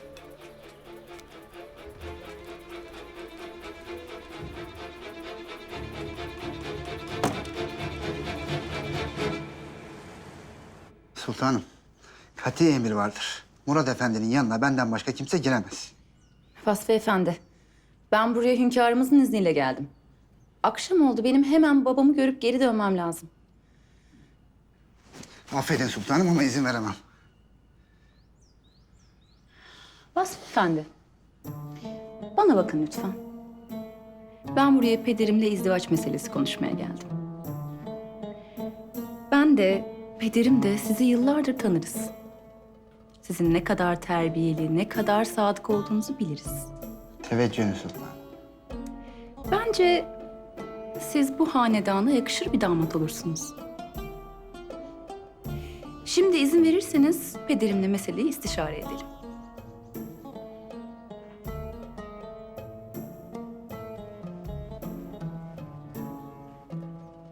Vasfi Efendi, siz yine de meseleden kimseye bahsetmeyiniz lütfen. Tabii, tabii sultanım. Asla bahsetmem.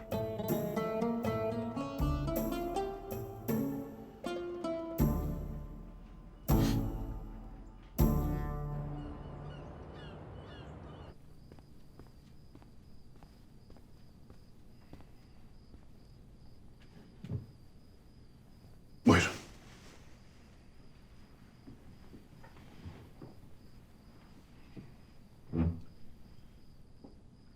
Nasıl geçti orucun ilk günü? Ben hiç zorlanmadım babacığım. Maşallah, maşallah. İnsan Ramazan'ın 1. günü içine bir tohum eker. 3. gün o oruç tohumu filizlenir. 10. gün köküyle, gövdesiyle bir fidana dönüşür. Sonra dallarını salar. 20. gün dallarında yaprakları açar. 27. gün o yapraklar çiçeklenir. Son gün dallarında meyveleriyle sapasağlam bir ağaca dönüşüverir. Kökü en derindedir. Dalları gökyüzündedir. Artık orucun nuru insanın yüzündedir. Ne güzel anlattınız. Her Ramazan'ın ayrı bir rengi vardır. Ramazanlar mevsimlerin içinden geçer. Bir Ramazan sulu bir karpuzu özlersin. Bir Ramazan kış helvasını. Siz neyi özlediniz bugün? Ben yalnızca Ramazan'ı özlemişim.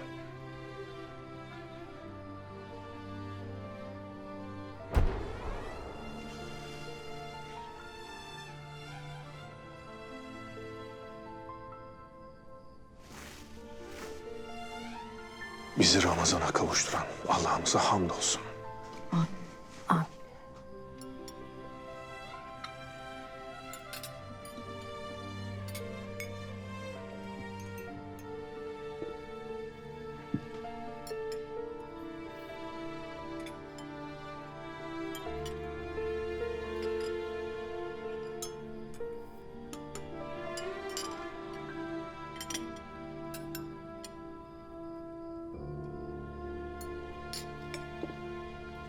Hatice kızımız nerededir?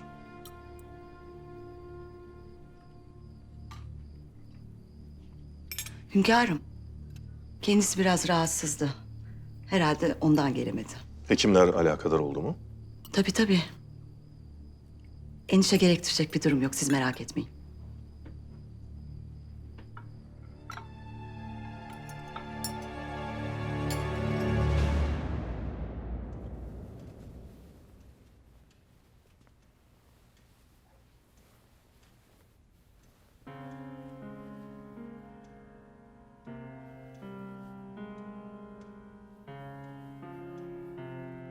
Babam. Babacığım. Bu ilacı içmelisin. Abdülhamit fetva almış. Seni öldürtecek. Eğer bunu içersen seni buradan kaçırabiliriz. Seni ağlam yardım edecek. Baba lütfen. Bizim için. Devlet için bunu yapmalısın. Sen bu devletin hükümdarısın.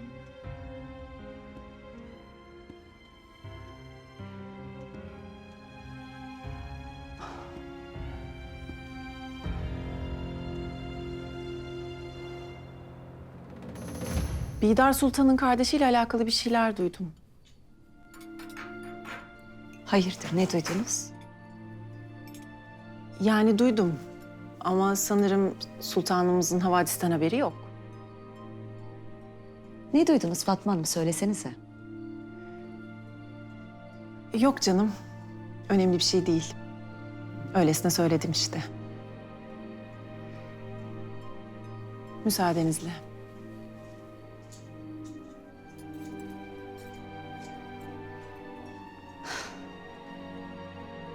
Mektubu kimin gönderdiği anlaşıldı. Demek sonunda sen de oyuna dahil oldun Fatma Pesent Hanım.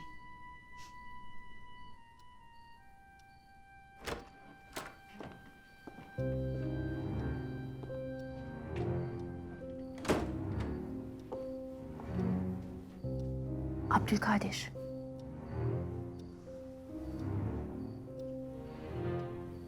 Hatice döndü mü? Gelmedi validem. O kadar derin uyumuyordu. Gelse fark ederdim. Gidip babana Hatice'nin çırağına gittiğini söyleyeceksin. Seliha'nın gönderdiğini söyle. Gerekirse baskın yapılsın. Validem, dayım ne olacak?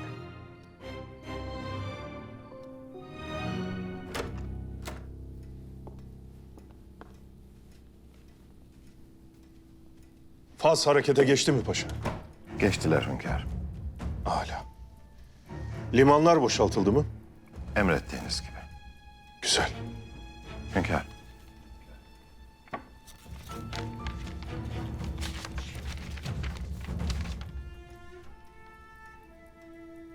Tuzaklarımızı kuralım paşa. Ferhan'ı hazır edin.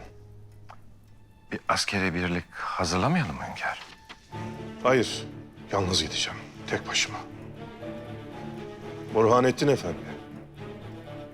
Ne yapacağını biliyorsun.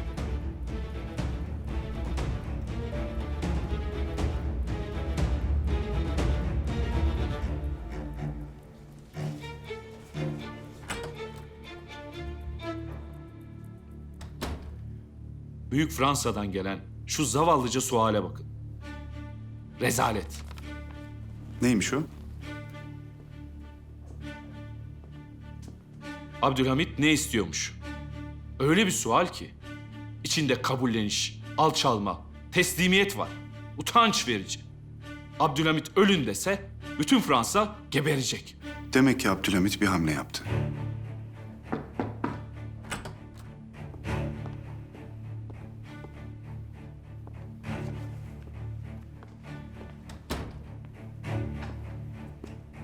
Kahretsin. Zorba, Kızıl Sultan. Yine ne var? Osmanlı katibi gelmiş. Bize çok sert bir nota vermiş. Abdülhamit Fransa'daki oyunun derhal durdurulmasını istiyor. Burada olan biten her şeyi vaktiyle Fransa ile paylaşsaydınız, Abdülhamit'le anlaşma yoluna gitseydiniz bu iş bu kadar büyümeyecekti. Umarım bu yüzden başınız ağrımaz. Her neyse. Liman boşalmıştır, ben gidiyorum. Bana bir araba çağırır mısınız? Çağırırız da bence payitahtta güvende değilsiniz. Her an yakalanabilirsiniz. Hiç merak etmeyin. Ben dibini görmediğim suya girmem.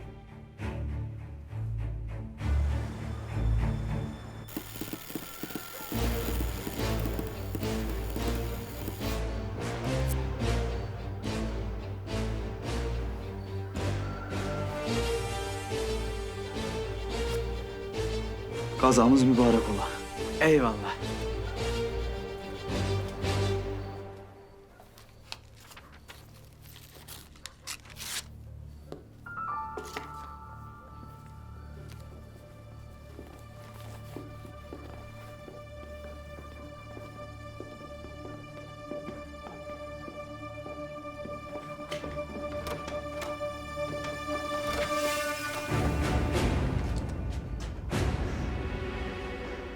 Ben peşinden gidiyorum. Sen telgraf al, saraya git. Ömer Efendi.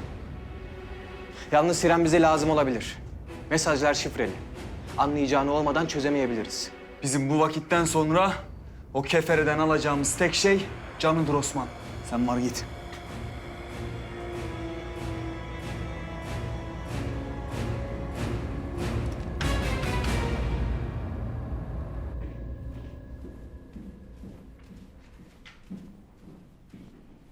Oo şehzadem. Nereye böyle? Babama gidiyorum. Hayırdır? Hatice Sultan saraydan kaçtı. Nereye? Çırağına. Babama söyleyeceğim. Şehzadem. Sende olağanüstü değişiklikler görüyorum. O hürriyet sevdalısı şehzade gitmiş. Sanki Burhanettin gelmiş yerine. Ne alakası var Sabahattin? Öyle şehzadem. Öyle. Sana ne Hatice Sultan'dan? Hı? Sana ne? Kız yıllardır çırağında hapis kaldı. Sonra buraya geldi. Burada da aynısı. Hatice çırağına gittiyse babasını görmek istemiştir. Özlemiştir. Sen şimdi gidip bunu babana ispiyonlayacaksın. Ne geçecek eline? Kendine bir bak. Kendine bir bak kardeşim. Yakışıyor mu? Burhanettin gibi mi olmak istiyorsun? Burhanettin deyip durma. Ama öylesin. Öylesin. Kaybedenler rakibine benzer şehzadem. Sen çok iyi biriyken, bu hanedanın hürriyet sevdalısı tek şehzadesiyken, şimdi Burhanettin'e kaybettiğini düşündüğün için onun gibi davranıyorsun. Yapma kardeşim. Yapma. Ne planlıyorsun Sabahattin? Ben şehzademi koruyorum. Yeni fikirlerle bu devleti yönetebilecek, ezilmiş halkın umudu olan şehzademi kolluyorum. İstersen git. Git. Hünkârımız orada. Ama hürriyet sevdalısı, milletin umudu olmayı unut. Git.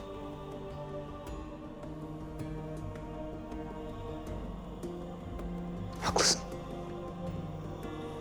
Haklısın. Hürriyet fikriyle hareket edersen hep haklı olursun kardeşim. Hürriyetin nuru seni doğru yola götürür.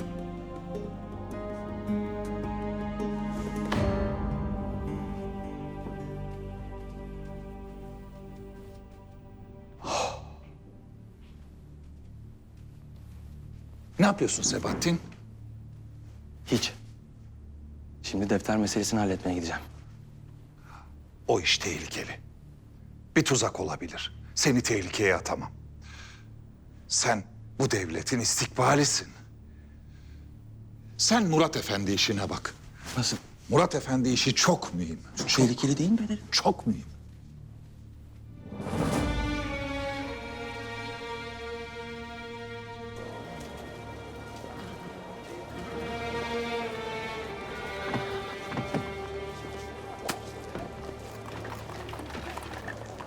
Takip et. Sakın gözden kaçırma.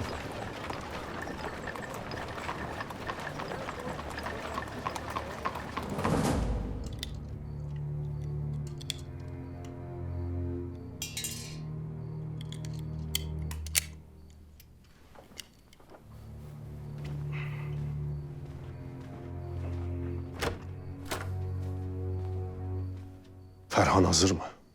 Hazır hünkâr. Bizde müjdeli havadis var. Nedir? Fransızlar tiyatro temsilini kaldırmışlar. Elhamdülillah. Hünkâr, bütün İslam coğrafyasından teşekkürler geliyor. Liverpool İslam Teşkilatı minnetlerini bildiriyor. Hintli kardeşlerimiz sokaklara dökülmüşler. Peygamberine hakaret ettirmeyen halifelerine sıhhat ve afiyet diliyorlar. Mısır, Cezayir'de sokaklarda sevinç nümayişleri yapılıyor. Hünkâr, Allah sizden razı olsun.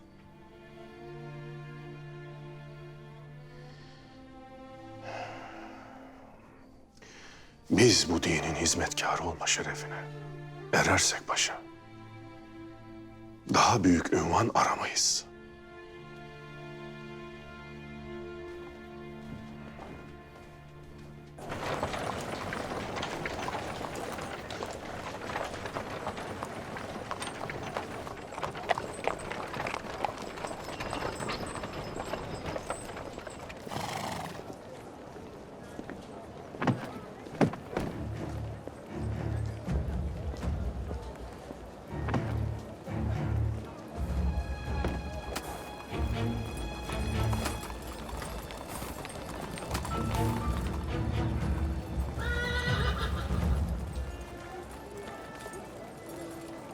Önünü keselim paşam. Hayır, takibe devam et.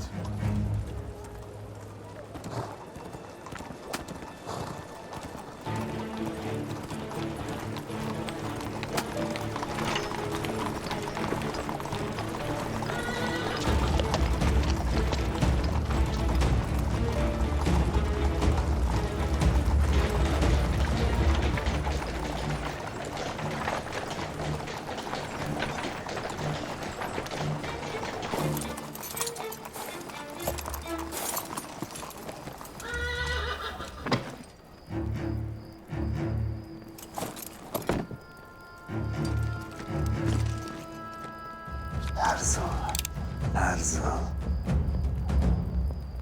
Teslim ol Theodor Herzl. Kaldır ellerini.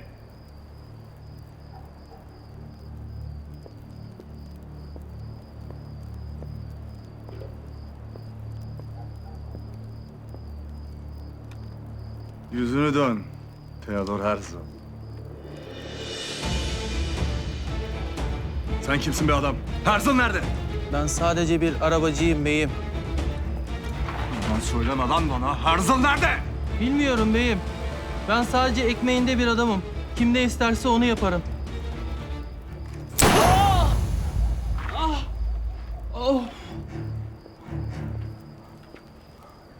Al şunu. Ekmeğin için susacaksın. Muhtemelen bizi atlattı. Limana gitti lakin yetişemeyiz.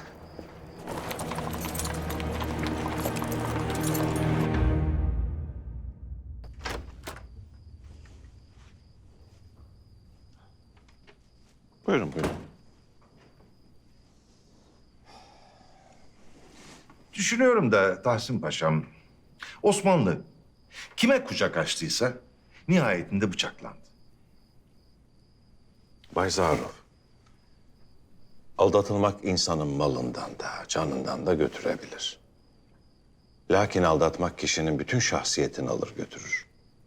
Bunun telafisi de yoktur. Biz açığımızı bir şekilde kapatırız, onlar düşünsün. Ama yine de üzülüyorum paşam. Bakın, ta Sultan Fatih'ten Beyazıt'a Osmanlı Yahudilere kucak açtı. Ama şimdi Viyana'daki torunları bile buraya kadar gelip huzuru bozmaya çalışıyor. Ben de bunu söylemeye geldim. Üzerinizdeki şüpheler dağıldı. Rahat olun demeye geldim. Yoksa birini mi yakaladınız? Yok, henüz değil. Lakin sultanımız ikili bir tuzak kurdu. 2 tane araba var. İkisinde de tuzak var. Lakin siz huzursuz olmayın. Burada olduğunuza göre suçlanmanızı gerektirecek bir durum yok. Çok sevindim. Hünkârımıza tekrar sadakatimi arz etmek isterim. İşlerini bir an önce halletsinler. Ziyaretinize geleceklerdir.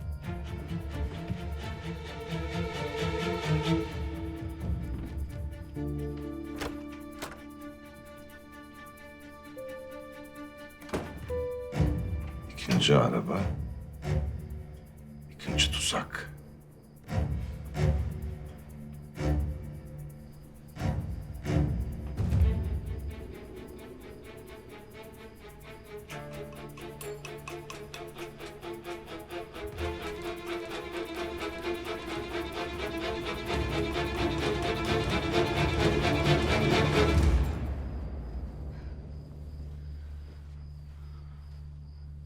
Kızım, dolaşıp durma artık. Sakinleş biraz. Gel otur bakayım sen. Ya her şey ters giderse? Allah'ım sen koru ya Rabbim. Hatice'm, hiçbir şey olmayacak. Abim sağ salim kurtulacak.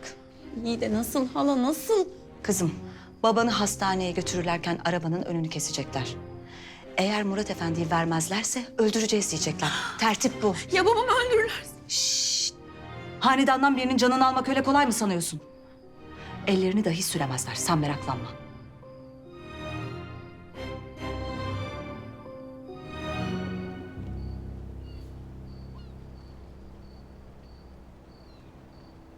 Arabacı.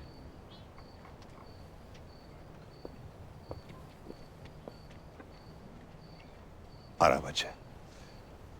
Birazdan yapacağımız iş çok tehlikeli. Hayat memat meselesi, anladın değil mi oğlum? Ama efendim ben arabacıyım. Her türlü iş bulurum.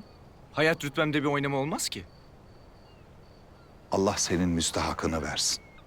Oğlum ben sana devlet işi diyorum, sen bana arabacılık diyorsun. Senin hayal gücün, izanın bu kadar mı dangalak herif?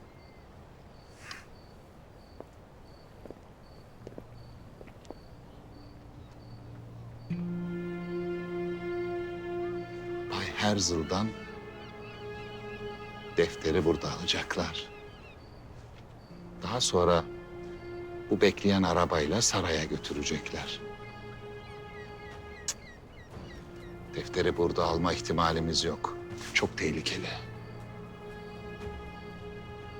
İşte tam Hiram'a göre bir iş. Ne oluyor burada? Hiram, gel.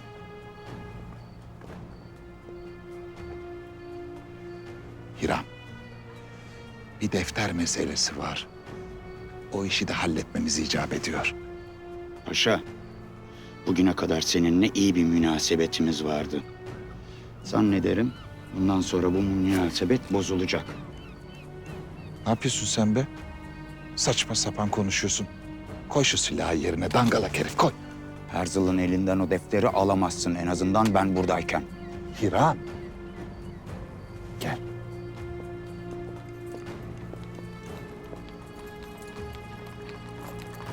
Arkasını kollamakla vazifeli olduğun Bay Herzl da geliyor.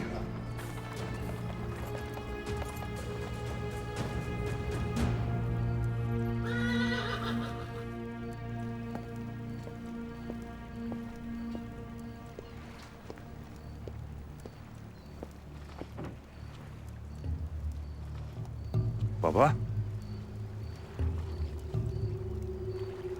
Sen misin? Senin ne işin var burada?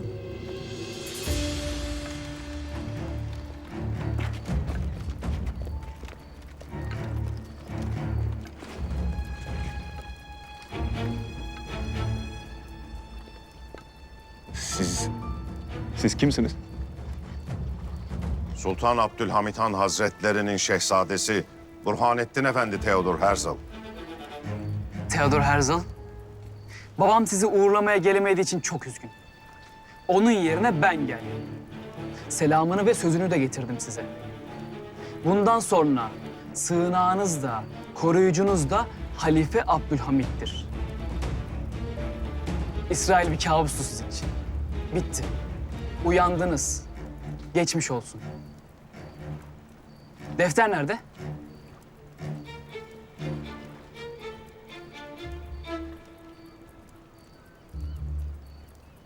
Defter.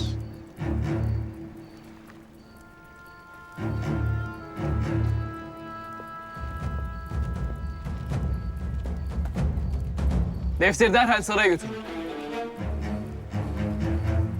Gördün işte. Bay Herzal'ın işi bitti. Bizimse tek çaremiz Abdülhamit'e götürdükleri defteri ele geçirmek. Gidip alalım o zaman. Elbette. Arabacı. Babanız sizinle gelmek istemiyor. Onu korkutmuşsunuz. Babamın bir ailesi var. Hadi benimle gel. Sen Abdülhamit'in esiri olmuşsun. Dinine ihanet ediyorsun. Ben ibadetlerimi hür bir şekilde yapıyorum. Abdülhamit her zaman bana çok nazik davranıyor. Oğlum, sana söylenenleri yaparsan iyi edersin. İsrail'in kurulduğu gün o ülkenin lanetlilerinden olacaksın baba. Hala İsrail rüyası mı görüyorsunuz? Nerede olacak bu İsrail? Filistin'de, Kudüs'te. Burası Osmanlı. Burası İslam. Burası mutlak galip olan Allah'ın zafer vaat ettiği sadıkların diyarı. Bu topraklarda sizin Siyonist emellerinizi yerle bir edecek bir güç var. Bay Herzl, Yahudilere dünyayı zindan etmeye hakkınız yok. Eğer Filistin'e girilecek olursa bir kan çağının kapıları açılmış olur. Ve Müslümanlar ölümden korkmuyorlar.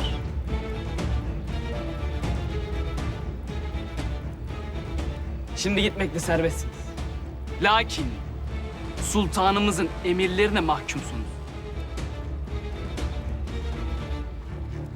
Hadi.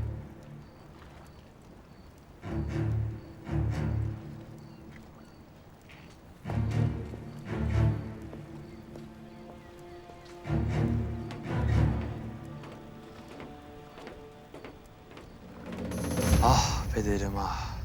Beni bunca sevdiğini bilseydim. Sana o şakaları yapar mıydım hiç? Bir şey mi dediniz? Peder Bey'im. Diğer vazife tehlikeli olduğu için ona kendisi gitti de. Arabanın içinden Sultan Murat'ın çıkacağından emin misiniz efendim? Ne oldu? Yoksa korktun mu? Yoksa Veli Nimet'in Sultan Murat Efendi'nin tahta çıkmasını istemez misin? Yoksa tahta çıkan Sultan Murat'ın senin gibi onu kurtaran bir adamı paşa yapmasını istemez misin? İsterim tabii. İstemez miyim? O vakit ben arabaya gittiğimde arkamda dur. Çok da konuşma.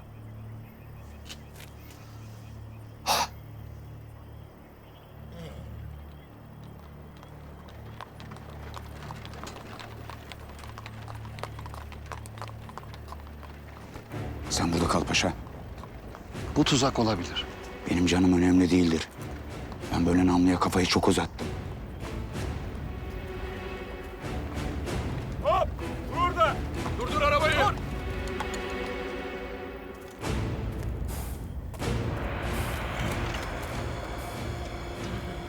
Ver defteri.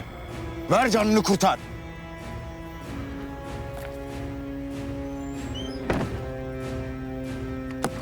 Hızlı gidin canınızı kurtarın.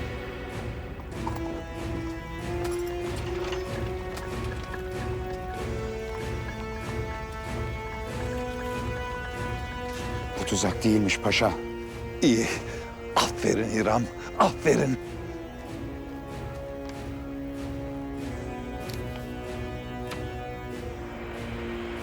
Tuzak. Sebahattin. Sebahattin'e tuzak kurmuşlar. Arabacı! Arabacı! Arabacı!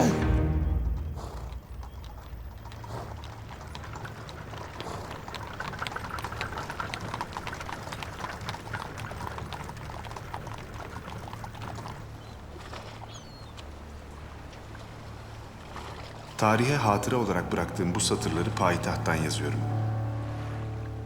Osmanlı misafirperverliği harika. Beni çok iyi karşıladılar. Bazı paşalarla görüşme imkanım oldu. Hatta Sultan Abdülhamit'in beni kabul edeceğini duydum. Lakin henüz değil. O zarif sultanla tanışmayı çok istiyorum.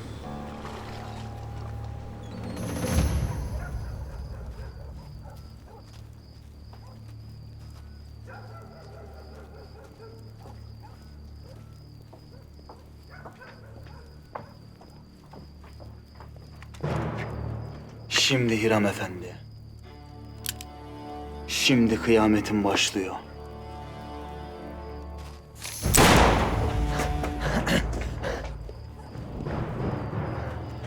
Oğlum ne yapıyorsun lan sen? Adam namlunun ucundaydı. Öyle lüzumluydu Ömer. Bakma lan lüzumuna. Emir neyse o. Ben sorgulamam Ömer. İtaat ederim. Kimin emri lan bu? Ha? Adam senin yüzünden kaçtı. Sultan İlhan öldürmeyin mi dedi. Aynen öyle dedi. Kardeş. Bana vurmanı acımam.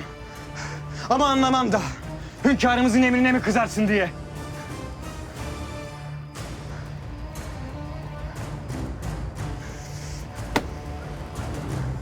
Neden Osman? Neden? Bu herifin Vatikan'da ne konuştuğunu anlamamışlar da ondan.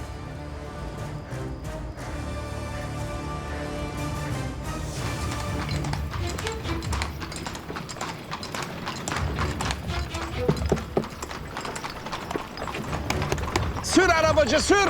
Daha hızlı sür. Yetişmemiz lazım. Sebahattin'in kellesi gidecek. Sür.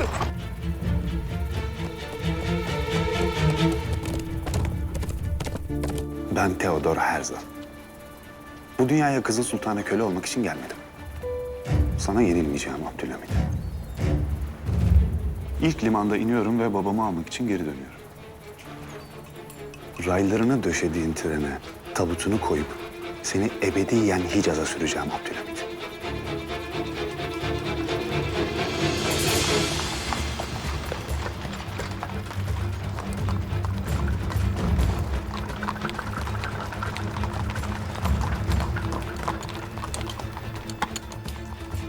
Arabacı, sakın hareket etme.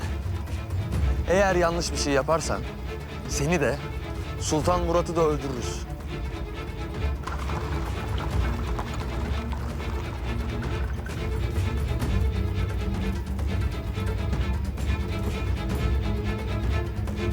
Yeğenin seni kurtarmaya geldi dayıcığım. Korkma, ölmeyeceksin. Sebahattin. Evladım. Sebahattin'i yakaladılar.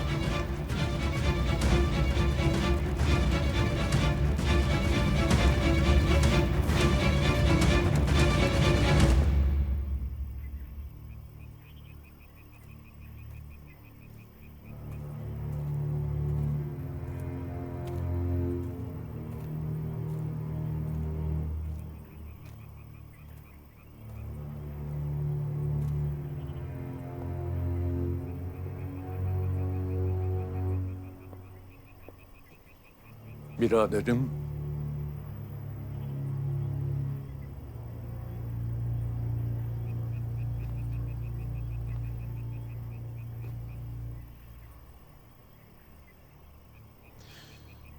Veliaht şehzadeydiniz.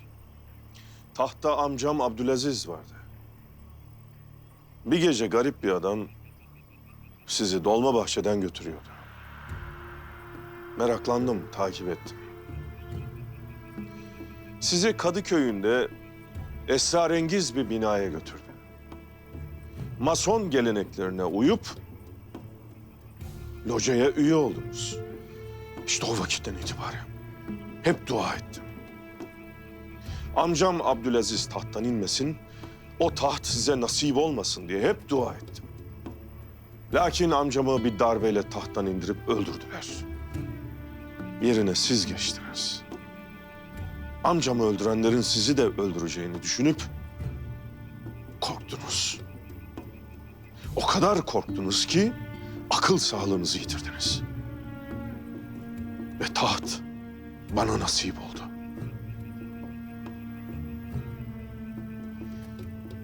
Ben tahta geçtikten itibaren düşmanlarımız beni hep sizinle tehdit ettiler. Size bir zarar gelsin istemedim hiçbir zaman. Lakin siz var oldukça düşmanlarımız hep sizden medet umdular. Beni amcam gibi tahttan indirip öldüreceklerdi. Yerime siz geçecektiniz ve devletimizi bitireceklerdi. Ben bunlara tevessül etmedim. Ettiniz. Ali Suavi'nin sizi kaçırma işinden haberiniz vardı. Mahmut Paşa'nın ve kardeşim Seniha'nın yıllar önce sizi kaçırıp tahta geçirme heveslerinden haberiniz vardı. Ama o hadiseden sonra senin merhametini görüp hem Mahmut Paşa'yı hem de Seniha'yı affedişinden sonra asla istemem. Kalbinizi bilemem. Düşman da bunu bilemez. Şu an zor zamanlardan geçiyoruz.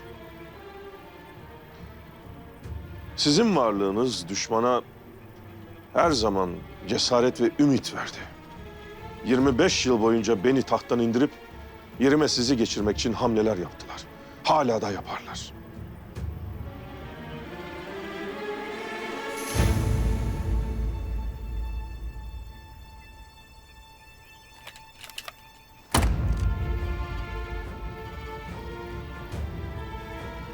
Şimdi sizden bir isteğim var. Eğer siz hala aynı Murat'sanız, zalimlerin ümidini bitirmek için kafanıza sıkın. Yok bu devletin, bu milletin padişahı olacaksanız, İslam'ın halifesi olacaksanız, masonlarla bağınızı kestiyseniz, zalimlere set, mazlumlara nefes olacaksanız, bu ikilik bitsin, beni vurun.